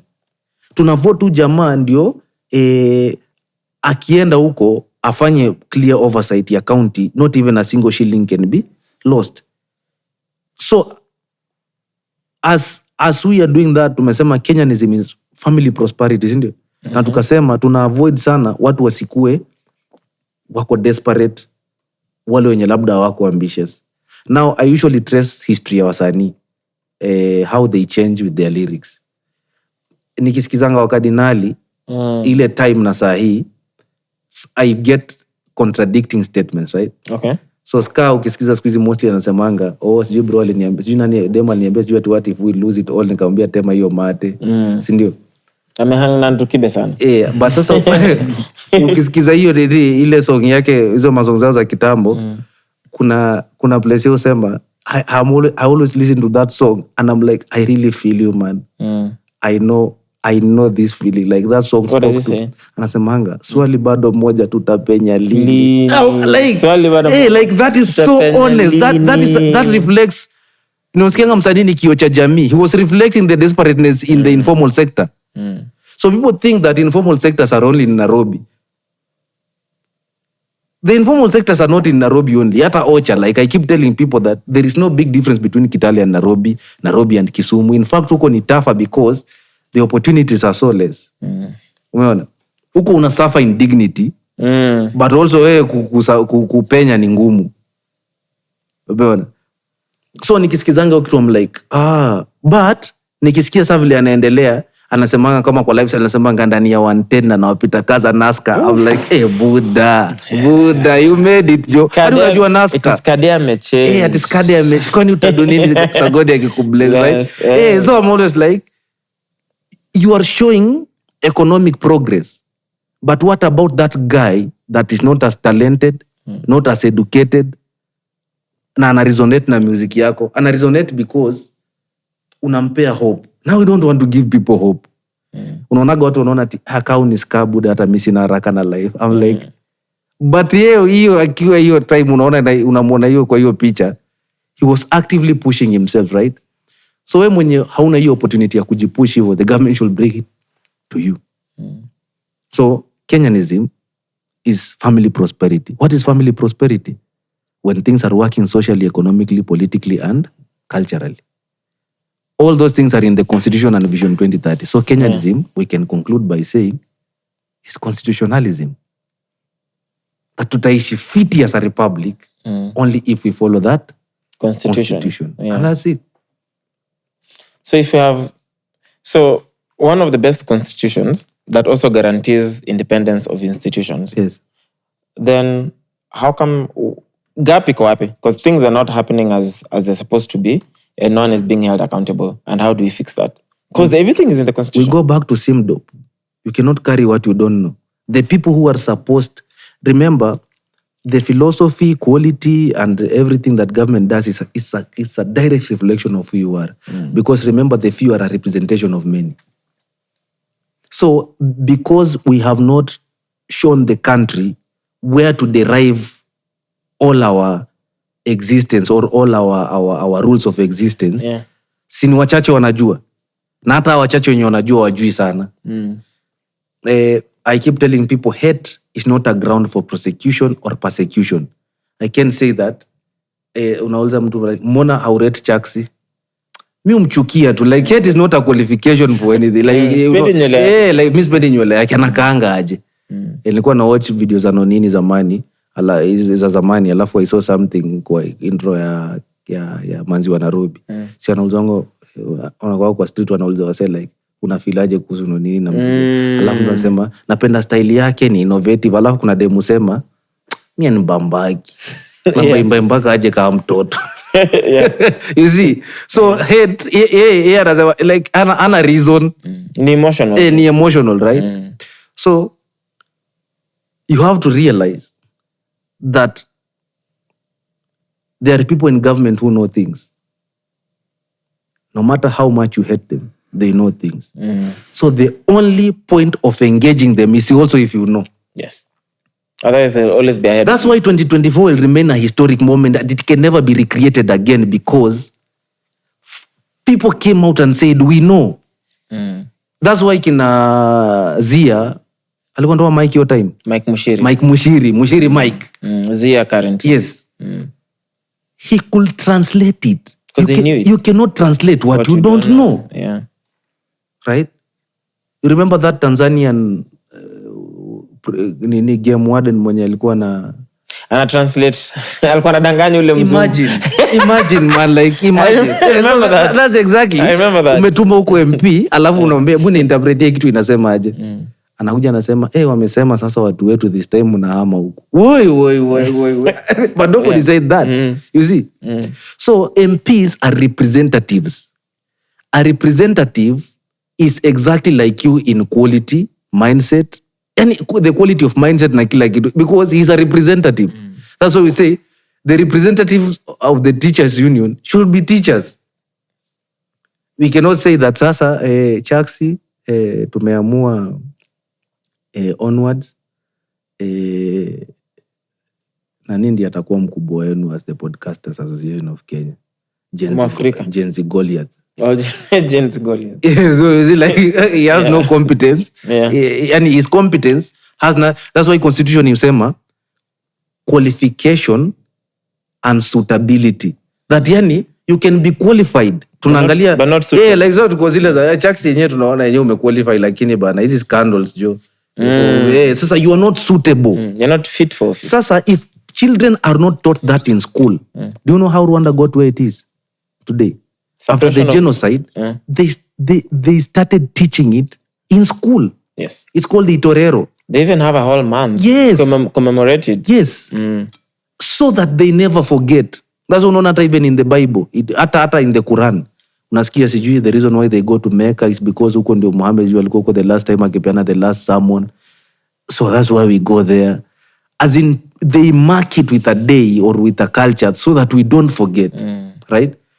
Up to date, bado hatuna Katiba Day. Unaona? Haijakuwa like a national holiday. And it's intentional. Yeah, so ukisoma, now that's why I wrote the petition. So utaiona tu uko nje tuki-launch hiyo vitu yote. One of the provisions in that constitution is that every county shall name a major road and a social facility after the constitution to provide that constant reminder that we are a constitutional republic. The reason why zamani ulikuwa na name Kenyatta Street, Moi Street, nini, is because that time the president was the sovereign power. Na ndiye alikuwa tu peke yake ana represent national unity. That now this constitution is the only thing that reminds us of who we are. You see? So inafaa ukifika is that your proposal is it public? Can we read it? Yes. It's public. Yes. Okay, it's on change.org. You can just read Katiba Shuleni 2026. It's there. Change.org. Yes. Katiba Shuleni 2026. Yes. Okay. Just search it. Just on any browser you will get it, right? So we have the Katiba Shuleni petition. So your petition iko na several entries. Number 1, that the Constitution of Kenya should be made a mandatory, a full mandatory and examinable subject in the basic education curriculum. Yani ukitoka tu grade 1 mpaka grade 12 already, hata kama utaienda campus unajua Katiba. Then the Constitution of Kenya shall be made a basic common unit in tertiary institution, so that whether unasoma medicine ama nini, silikuwa nasomaga communication. So why is the Constitution not a common unit there? Right? Number 3, that all counties lazima ziname at least a major road and a social facility, so that tuone kama stadium isemekane imejengwa huko Kamarinyi, nasema like kama nini Katiba Club, Katiba Stadium Kamarinyi. Ndio Chaxy uko wapi? Niko Katiba Street. Hiyo ukionaga hiyo Moi Street, Kenyatta Street, Kenyatta Avenue, ilikuwa kukuremind who's in charge. Yes. Unaona? So that conscious build ya watu inafaa ikue based on something, because everything is anchored on something. Yes. Unasikia mtu anasema like huyu au anaendanga kwa waganga. They have decided to anchor their wealth on waganga. Yes, so the country is anchored on the constitution, so everyone has to practice it, right? That Nini says that all foreigners who are seeking residence or citizenship in Kenya have to be taken through a Katiba test. So that we should be proactive, not reactive. Ati mtu ameingia hapa hivi tumesikia sijui anafanya biashara gani. The same ukitaka kwenda majusi wanakuambiaga like ukiingia US sijui lazima uko unajua something about their constitution here and there, so that you don't go there and misbehave. You see? So those are the provisions in that petition. Okay. So we shall take it to parliament. We shall also take it to the office of the president, because the president also anaweza introduce a special bill. Like anaenda parliament na aseme as a country right now, we are in a very special moment. Na it is time we install a proper software for our country, because that's our software. Someone like Orengo is about to retire from politics, right? Even Anyang' Nyong'o. Lazima watuachie hiyo kitu, unaona? Things like kwa nini mtu alikuwa governor aende kuwa senator? We have to stop those things. Because the role of the senator ni ku-oversight a county. Wewe unatokaje hapo ulikuwa governor, unaenda ku-oversight tena hiyo county. Na wewe ndio ulifanya hizo makosa zote hapo. Utaji-oversight aje? Yeah. You see, those small things that we never ati mtu anasema like, mimi sasa na prepare sasa, unajua siwezi kaa hivyo. Nimeamua na run for senator. Yeah. You are going from the executive tena to legislature. Like how does it? Ni kama mtu aseme leo I'm a gynecologist but I'm retiring next year and best yani there is qualification tu zangu hata sina hizo zingine. Nataka kwenda dentist sasa. Now I'll be a dentist.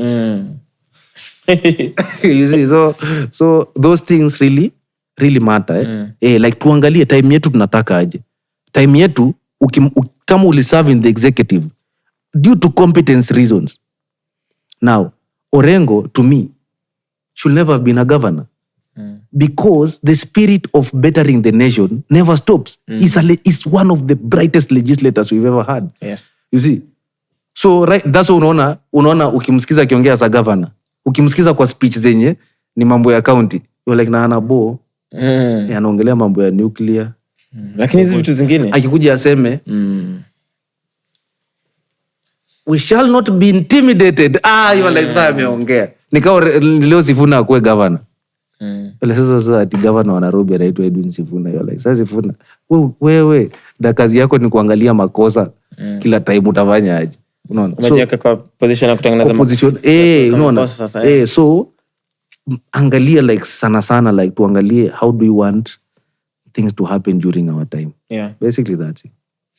I like that because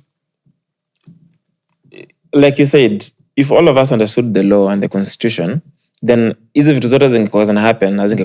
Yes. Because hata ukiangalia fundamentally when the protest was happening, even by the time guys are saying we're going to occupy parliament, they're not saying they're going to occupy parliament to beat MPs. Yes. Wanasema, now that mmekataa, you're not going to listen to us, we are coming to you in person. When we are sitting to discuss this finance bill, mutuambie. I'll even tell you why it was so constitutionally right.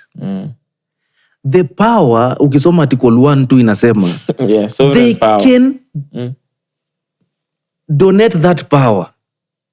Yani wanaweza exercise that power indirectly through representatives. Yes. So mwananchi ndio CEO.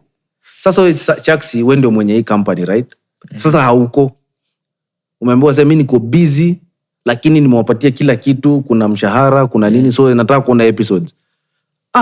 Ilikuwa 3 episodes umeambiwa. Sasa siku hizi wanapiganga 2. Alafu wameongeza budget. So mnataka kuniambia mnafanya episode 2 na mnataka kudouble the money. Ambia ambia mtu fulani nilimweka in charge of management. Nimemwambia afix hiyo maneno. Unakaa hataki kufix. Alafu the day you show up wanakuwekea makarau wakuue. Na wewe ndio mwenye company like wazee walikuwa wanaenda tu parliament kusema as the owners of the republic we are saying these tax amendments that you want to bring are burdensome. Ini do yetu sio do yenu, it's not you being taxed, yeah. It's us being taxed and we are telling you we are not in that much economic hurry so that to jikripple financially tukiwapatia do. So tumedecide for this year hiyo maendeleo wachana nayo. Ulikuwa unataka kufanya nini? Wachana nayo, sawa? Then they kill you. So like I was like, oh my God, I now understand. People don't understand why the finance bill protests were so special. They were special because they were practiced constitutionally and there's no way they could say no. This is it. Maandamano kulingana na katiba inasemanga article 37 that everyone has a right to picket, demonstrate and present petitions to public offices. Yes. Ikuangi tu ati kudemonstrate like there is something you want addressed. Na umeandika barua ya kwanza hawasikii. Umefanya nini hawasikii? Sasa nakuja tu kukuremind like yani the greatest form of participation is attendance. Yes. Yep. And they say the greatest form of expression is attendance. Yani tu nikiattend inamaanisha sema kama like ulikuwa unauliza niliattend showman. The only way for me to show that I love Nyashinski is to attend. I'm expressing it. I don't even need to text him. Yeah. Just show up. Nothing beats showing up. Yeah. in America, one of the greatest philosophies ever invented on politics ilikuwa, money is freedom of expression. That if I decide Chaxy and I run for office and nimempatia 20 million, I mean, I really love Chaxy and I support him 20 million Kenyan shilling times. So don't tell me I cannot give him this money. It's me expressing. Yeah. Right? So during finance bill protest, wase walijitolea, watu walipeana do. Kama watu walikuwa willing kulipia watu fare waende maandamano, they were saying, even in absentia, let my money represent me. So two things zenye zina show the highest form of human expression, money and attendance, were highly available. That will tell you that this is the decision. Hakuna mahali popote kwa constitution imesema maandamano ita happen tao. That's why yani hizo maandamano zi uchanganya wasi. Sometimes watu wanakataa kukuja maandamano because they're like, sasa hiyo maandamano inafanya nini? Yeah. Maandamano inafaa ikuwe like, tumeandika hii kitu na tunataka huyu control of budget, tutakaa hapo for 7 days.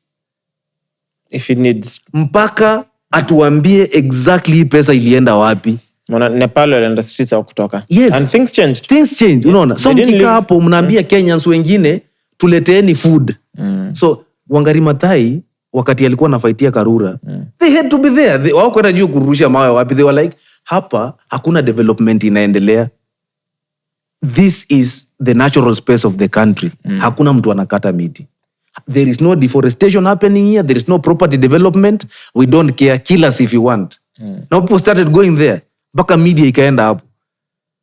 That's why unaona mtata aliendanga anajichain. So that you communicate a message, unaona. But if you reduce your cost to insults and stone throwing, you are also inviting the unwarranted human nature hiyo side ingine. Yes. Because you are showing that you are declaring a war. And remember, that guy owns the monopoly of violence. He owns the tools. Atakwambia, I was just restoring the country to law and order. You know, like that's a very vague statement ya kusema, I'm just going to be violent on you. You know, because ukiweza mtu, what is law and order? How do you restore law and order? See, it means beating people. Yes, and it's like beating, arresting, killing. Yeah. Yes, anything. But when you say that today, ati ati wamereduce capitation. Sasa iko hivi. Tumewapatia 7 days. Mtu respondie, mtu ambie, hizi ndio vitu sisi tuna propose. Hiyo capitation isireduciwe. Wakikataa, you now show up and you say that now, you know, we have tried our best na imekataa. So we are asking all Kenyans of interest to come here. Yes. So hata polisi anakuescort hadi hapo. So during our time, hivyo ndio inafaa tufanye vitu. Unaona? Like nilikuwa na Chaxy akasema ataserve country. Sasa Chaxy amekuwa CS wa agriculture. Alafu Chaxy amesema kwa Obina Live. Amesema Obina Night Live. Amesema yeye ana reason ya kuresign. Oh, we'll give you one tomorrow. You see? And when we show up, Chaxy does not see us as enemies. Yes. He sees us as people practicing their constitutional right. So you do the most honorable thing in like what happens in developed democracies. You resign. You resign. So that also, because the resigning is important because it means that now you stop interfering with the investigation process. And if you're found innocent, resume your office. Resume your office. No. So I keep telling people that the role of our generation is to identify as many problems as possible, provide as many solutions as possible, and take as much constitutional action as possible. Because remember Article 1, all sovereignty will be exercised only in accordance with the Constitution. So ask yourself, they are calling for maandamano. So where's the constitutional basis? Like ya jana? Like kama you know, which public offices have been petitioned? You have to petition them. You have to tell them that, you know, we shall be, hii ndio natutaki na hii, and we mean it and we shall be there. So you tell people we shall be moving from point A to point B, and you will be given the escort. Don't give the other guy an opportunity to misuse the law on you. Truth, maandamano hiyo ya 2024, it was based on truth. Ngongombe, like things are anchored on something. Yeah. It was anchored on the true spirit of good governance, the need for good governance. So there is no way you can defeat that. Hata ule karau anakaa hivi like akozile, lakini hata watoto na wauliza nini? Wamesema wataki hii finance bill. Na muuliza nini? Hao ndo CEOs. Hao ndio kusema, unaona? So I keep telling people that hiyo videos zenye tunaonanga wase wakidance na makarau na nini. That's how democracy should be practiced. You see? Because we are not in the era of house niggers. Yes. Like you are field niggas. We are all field niggers, we are all house niggers. Yeah. Yes. So I think that's where we are as a country. And that's we should do our best. Yeah. So are you happy with the progress so far in terms of civic education? Yes, I'm happy because that's where it begins. Diagnosis, information, that's where it the begins. beginning of treatment. Yes, it's actually unaonaga shida kuu inakuwaga nini? Ati wewe tulienda hospitali na hawajajua shida iko wapi. That's the time you realize kuna mambo ni mbaya. Unaona? Because mgonjwa upata hope akijua shida yake ni gani. Exactly. Hata daktari, they know how to help you better when they know what the problem is. Hata ukipigia wasesi mama sasa tumegundua ni hii na hii. Hata watu wasema so kama ni hiyo, this is the amount of money that can be needed. Hebu tuanze kujipanga. Yes. But when they don't know what the problem is, they don't know what the solution is, they don't know what is required, you know. So if we know the problem is constitutional illiteracy, we do not have political illiteracy in Kenya. That's why all our TV shows and radios, they discuss politics all the time. We are politically aware as a nation. Unasikia mtu anakuambia, unaona, ukiangalia Mudavadi akisemanga hivi, Najib Balala akaangi nje ya serikali. Penye Najib Balala ako na Eugene, huko ndio serikali iko. Yani tunajua siasa sana. Sasa siasa imeisha. Tujiulize na maendeleo sasa. Yeah. Because siasa is just one part of it. Siasa is just one part of it. In fact, politics is just that a campaign ya watu kujifront. As our representatives. Yes. Like we choose them. I want to represent you. Yes. X, Y, Y. These are my qualifications and this is how I plan to After represent that, now we need to know mse anaenda kurepresent kufanya nini. You see, so I'm happy that wase wamerealize and people are not hanging on hope. They are hanging on truth. So in fact, that is the biggest war in our country. The deacons of hope and the deacons of truth. You see? Yes. So truth will always win. Because remember, they say, we don't need peace, we need justice. Because peace sometimes can just mean I'm non-confrontational. Yeah, but it doesn't guarantee justice. Yes. Yeah. Like, so you have to look at kwa life, like, what will play aje hizi vitu unaona? Martin Luther was looking for justice. Nani was always looking for justice. Even Dedan Kimathi, justice for their land. Yeah. So lazima tuangalie hizo vitu zote, like what were people standing for. You see? Yeah. So I'm happy with the progress. Like what I'm just proposing, let's fight to the end. Like push your thing to the end. I was happy with what Morara was doing with Vampire Diaries. I was just like, what about we took petitions to court? Like ushapata hizi vitu, just like, see, we just file petitions and we go. Si tuko na evidence. You see? So he left that work hanging. So maybe there's also so much someone can do. Yes. Like, now imagine if Morara was all of us. Yes. Thank you. That's it. Like all of us should be that, because in a constitutional republic, we don't need activists. We don't need all those things. We are all activists. That's why in a constitutional republic, we are called active citizens. Like mtu yote anaweza tokea huko. Like inside yote mkitoka mseme, Boni alikuwa bi mambo ikifanyika. But you guys did not vote him for any.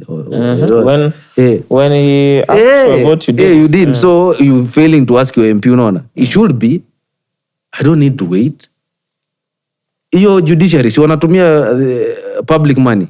We are going to flood that place with cases mpaka wafanye the right thing. Mpaka yani kila siku mnaleta kesi mpaka wanaitana sawa, wanasema unajua sasa you guys should stop looting. Because sasa hizi kesi ni mingi. Same na EACC, same na DPP, same na DCI. Yes. So that accountability. Unasikianga mtu anaogopa DPP and I'm like, mbona unamuogopa? Is the director of public prosecution. He prosecutes on behalf of the public. Ati unajua sawa amesema mtu anaambia hiyo mambo itabidi mpeleke kwa DPP. Mimi siendi huko. Guy. I'm like, but that's where you're supposed to go. Is it?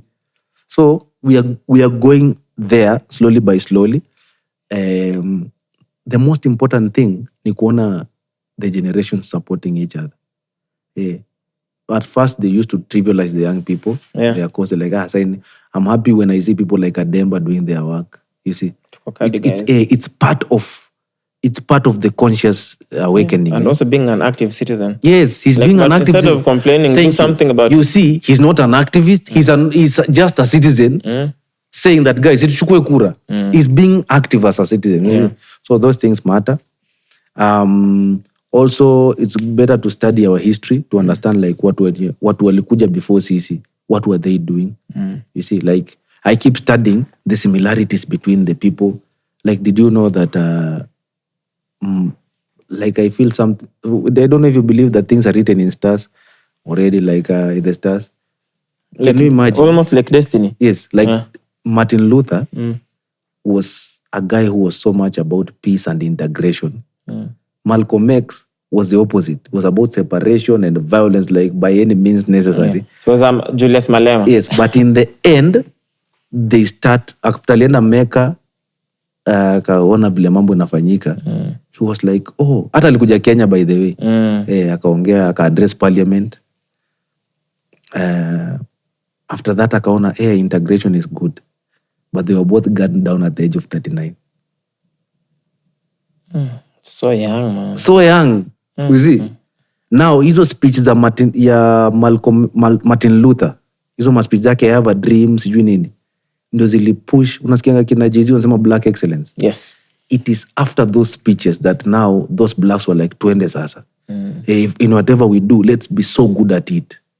Ndio say neo soul, nini, like the music that came after that, the athletes, you know, the rise of kina Jordan, nini, like after that. Yeah. Now, another coincidence. When did Raila die? October 15th. Malcolm X addressed Parliament ya Kenya on October 15th. And he was championing the spirit of Mau Mau. Do you know which year? 1964. Just after... Yeah, he came. Walipatana na Tomboya. Is it Tomboya na Kenyatta kwa ndege? Check it. October 15th. That's crazy. Another coincidence in hip-hop. Both Biggie and Tupac. What? 25. No. Oh, gunned down. But so they were both 25. They were both gunned down. They were both cremated. Oh, shit. They were never buried. Really? Yes. So the video of Biggie in New York is just, what is it called? It's just, was just a public viewing of the body. For Tupac, it was his own wish and will. For Biggie, they didn't want the fracas to continue. But they were both cremated. At 25. Yeah. So I'm always like, kuna watu, kila mtu na generation yao, walikuja kufanya vitu fulani, na wakaishia. I always feel like Isa, that was his mission. He lived his purpose. Because when you listen to this story, they say, Isa aliamulizwa na hii album yako now that imeisha, because album ya Nameless ndio ilikuwa imeisha.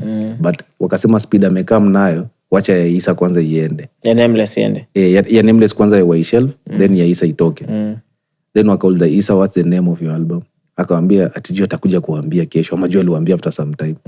Najua alikuja akasema inaitwa Nimefika. And that's it. I've arrived. But sasa you should look at the album cover. He's in the skies. The background. Wait, I thought him being in the skies in the background was edited because the album was released after death. Sasa sijui. Yeah, because it was released posthumously. I don't know. Yeah, it was. Yeah, so you see those things. Or maybe it had been done already. Yes. The album so cover. I always feel like kuna watu wenye they'll receive the baton from the other guys. I feel like even the existence of Nyashinski was strictly to continue with that legacy. I feel your excellency ya Nyashinski, the only person mwenye ange-emerge according to the descriptions, only Isa. No. So hata he actually acknowledges that. Sema king ni wawili tu. Mimi ule wa South Sea. So yes. I feel like also Nyashinski, whatever he's doing, that was his purpose in the music industry. He couldn't run away from it. I feel like the Oliech family were just meant to play soccer. The Wanyamas as well. Yeah, the Wanyamas. Like you can't, like nikaa kila mtu aliyekuwa a play role fulani. Sasa mimi nilikuwa nafanya nini? Because zangu zimeenda zikichange. No, like I don't know, but I just feel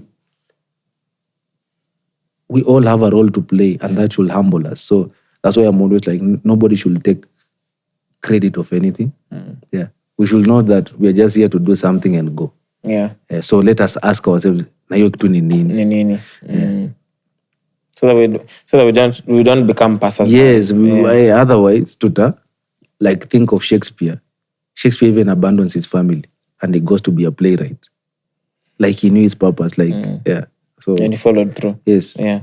Look at the story of the McDonald's guy. KFC guy. KFC, you see. Like it's like we are meant to advance the dignified cause of humanity through our small acts. Yes. Like I never think of Boniface Mwangi as a politician. No matter how much he wants to put that tag on himself, I just feel like he's the people's watchman.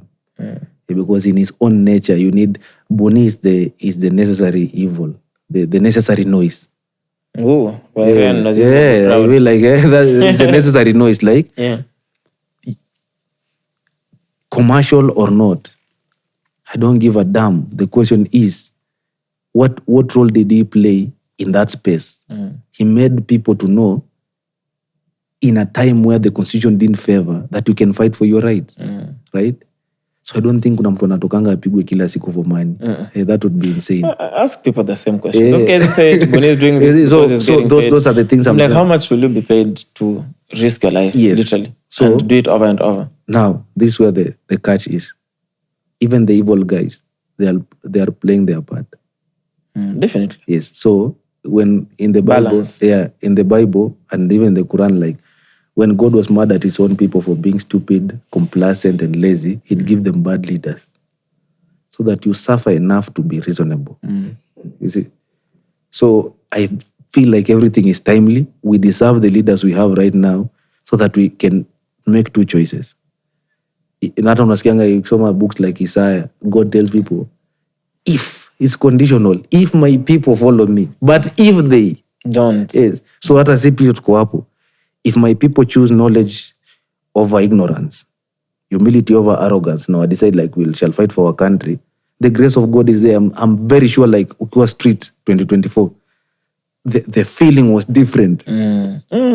I feel the presence of God was there. You see? It's hard to express how that felt, bro. So also us, that's the choice that the person in charge of our existence is waiting for.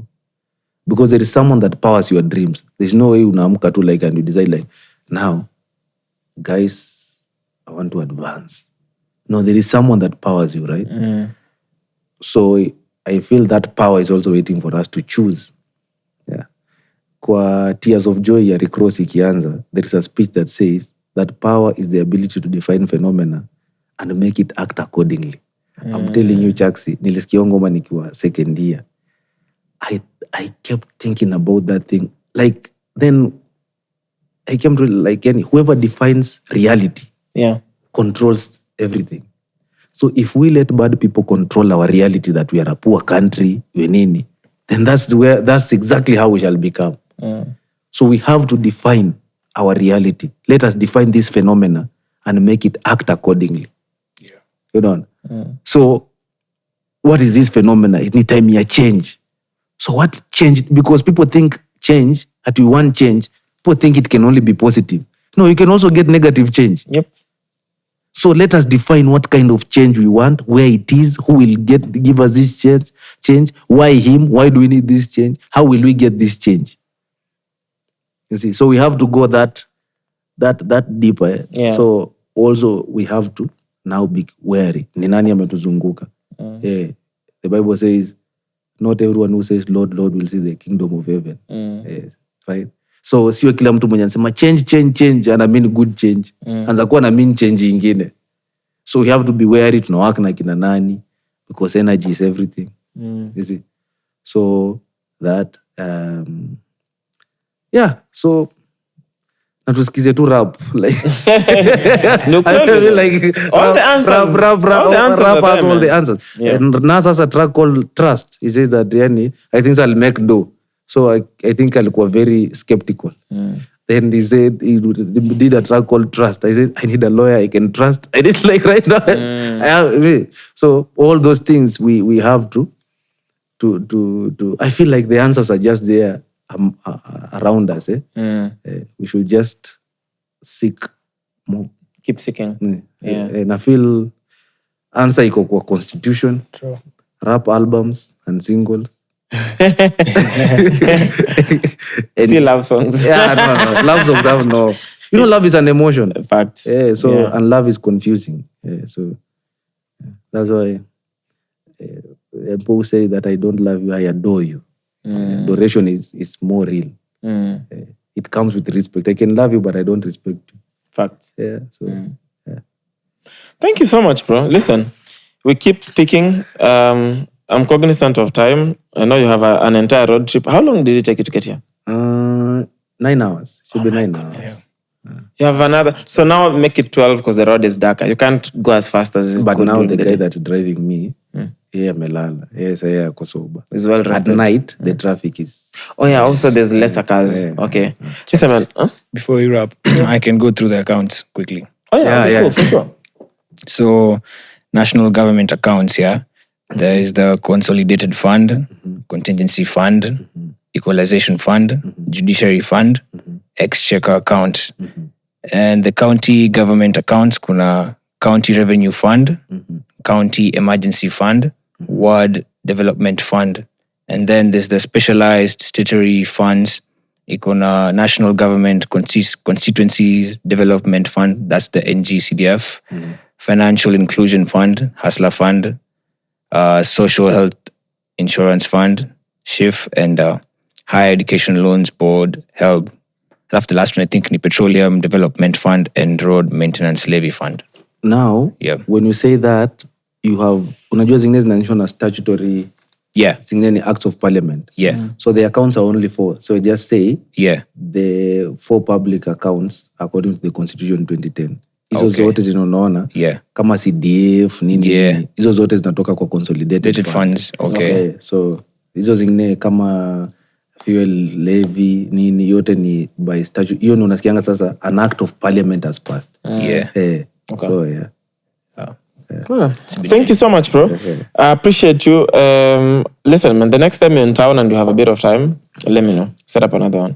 No problem. There's so much to cover. Like, it's impossible. Oh, I even forgot to say it. When you're asking me, when we discovered the problem, we learned that wase wajui Katiba. So I partnered with around 30 guys. I was doing a project here to break down the constitution. So we broke down the whole. I think it's the first book in the world Yeah. to explain I think you mentioned that. the constitution or a constitution of a country or the constitution of a country. How do you get that book? It's called Katiba Made Familiar. Because I know you made limited copies, right? Yes, but now we now print on order. Like mseki order. But the day we'll get what we fund we print en mass. The whole point ni ipeanwe bure. Yeah. But sasa again, why would we give it out? Si tunataka tu like hii petition ipite. Wase wasome tu katiba shule mara moja. So then you don't have to print these books. Also, after this, like I don't think I'll ever join any. Like after to may submit parliament, I'll not go. No, the only 3 ways you can go. You can go into politics. You can go into activism and advocacy, or you can chase your personal purpose. So I feel I'm more productive on the economic side than politics and activism. Yeah. So I was just like, if mtu atawai need the book, it's just there. Also, because we'll have to present to the education committee. Yeah. When they ask you, na mmekuja, mnataka hiyo textbook ikae aje? Like ndio hii. Wasikwambia ati, you expect who to do the homework for you. Yeah. So we did it just to nini? How does someone order? Because I don't want to order. Just order like via my number, like 0759318855. That's it.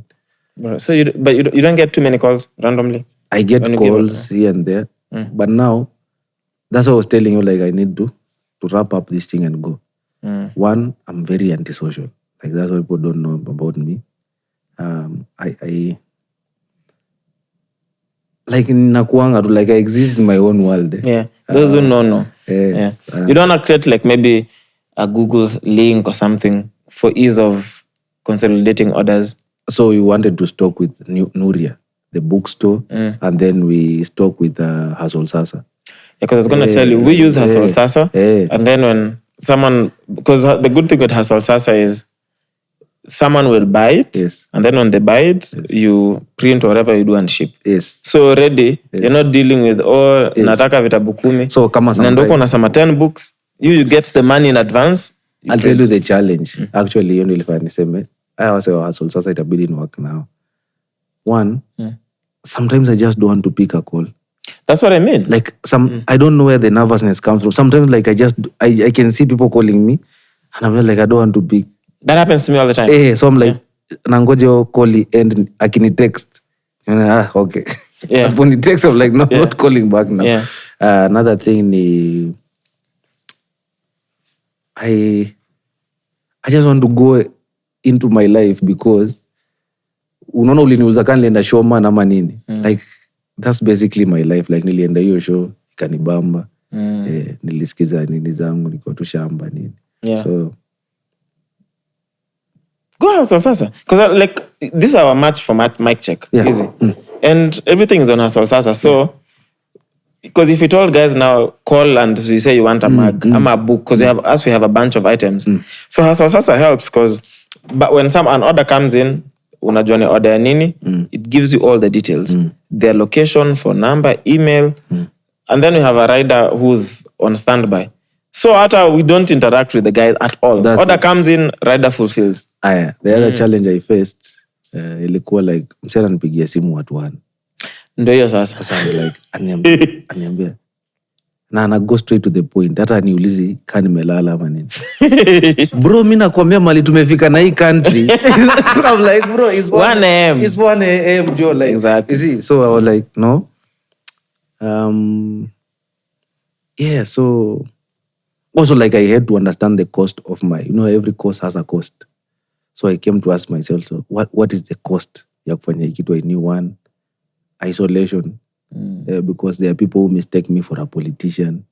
Wakirealize me as politician, wanani ignore. Like mtu anaweza ni engage leo very enthusiastically. And I mean, so now we are having a summit next week and we are banking on you. Just confirm to me that you'll be there. I'm like, what are we talking about? We wanted you to take the congregants through the public finance management. Akunajua tunapenda vile unafunza sana. Then when I tell them sijui nini. So someone told me one time, tukipiga tu story. Akana, by the way, tulienda meeting nyingine. Alafu huyo kuna mother fulani alikumention. Tulimention jina yako kwa mother fulani. Akasema huyo achaneni naye kabisa. Huyo kumpata ni ngumu sana, maneno yake tulifunga. So I was like, maneno yangu ni gani? Sijui yangu ni gani. Hata kuna mtu ashaniambia ati so you just attend this thing alafu tuongee maneno yako ya katiba. I'm like, oh my god, katiba ni yetu wote, si yangu. Ondo ole pesa serikali. Yeah, so you need to know those things. So just like, see, we just finish this thing. We have a call to action mara moja where people will come to Nairobi, and those who are in Nairobi at a specific place, think by Monday nitakuwa nime-upload the video, we'll disseminate it everywhere. The actual date time, vile wase watafika, we do the final signature collection, we submit pale inafaa kuwa submitted, and we need our country. Yeah. Yes. All the best, bro. Thank you. Let us know we can be involved, to support as well. Yeah. And again, the next time in Nairobi, if you have some time, let me know. Hata kama ni around a quick setup, sisi we are always down. So I appreciate it, bro. Thank you for making time. Yeah, good job also. Thank you. Good job. Yeah. Asante sana. Yes. And Johnny Masses, good night, man. Salimia watu wa Kitale. Why wametusumbua, because sometimes we do our live shows.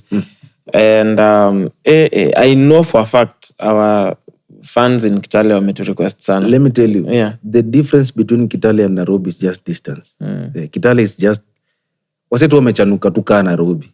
Like information ina equalize yes, chanuka. Like in fact hata goonism. I think like it's just same. Yeah. Is it? Yeah. Only that ours is more culturally backed. Iko na hiyo community. Yeah.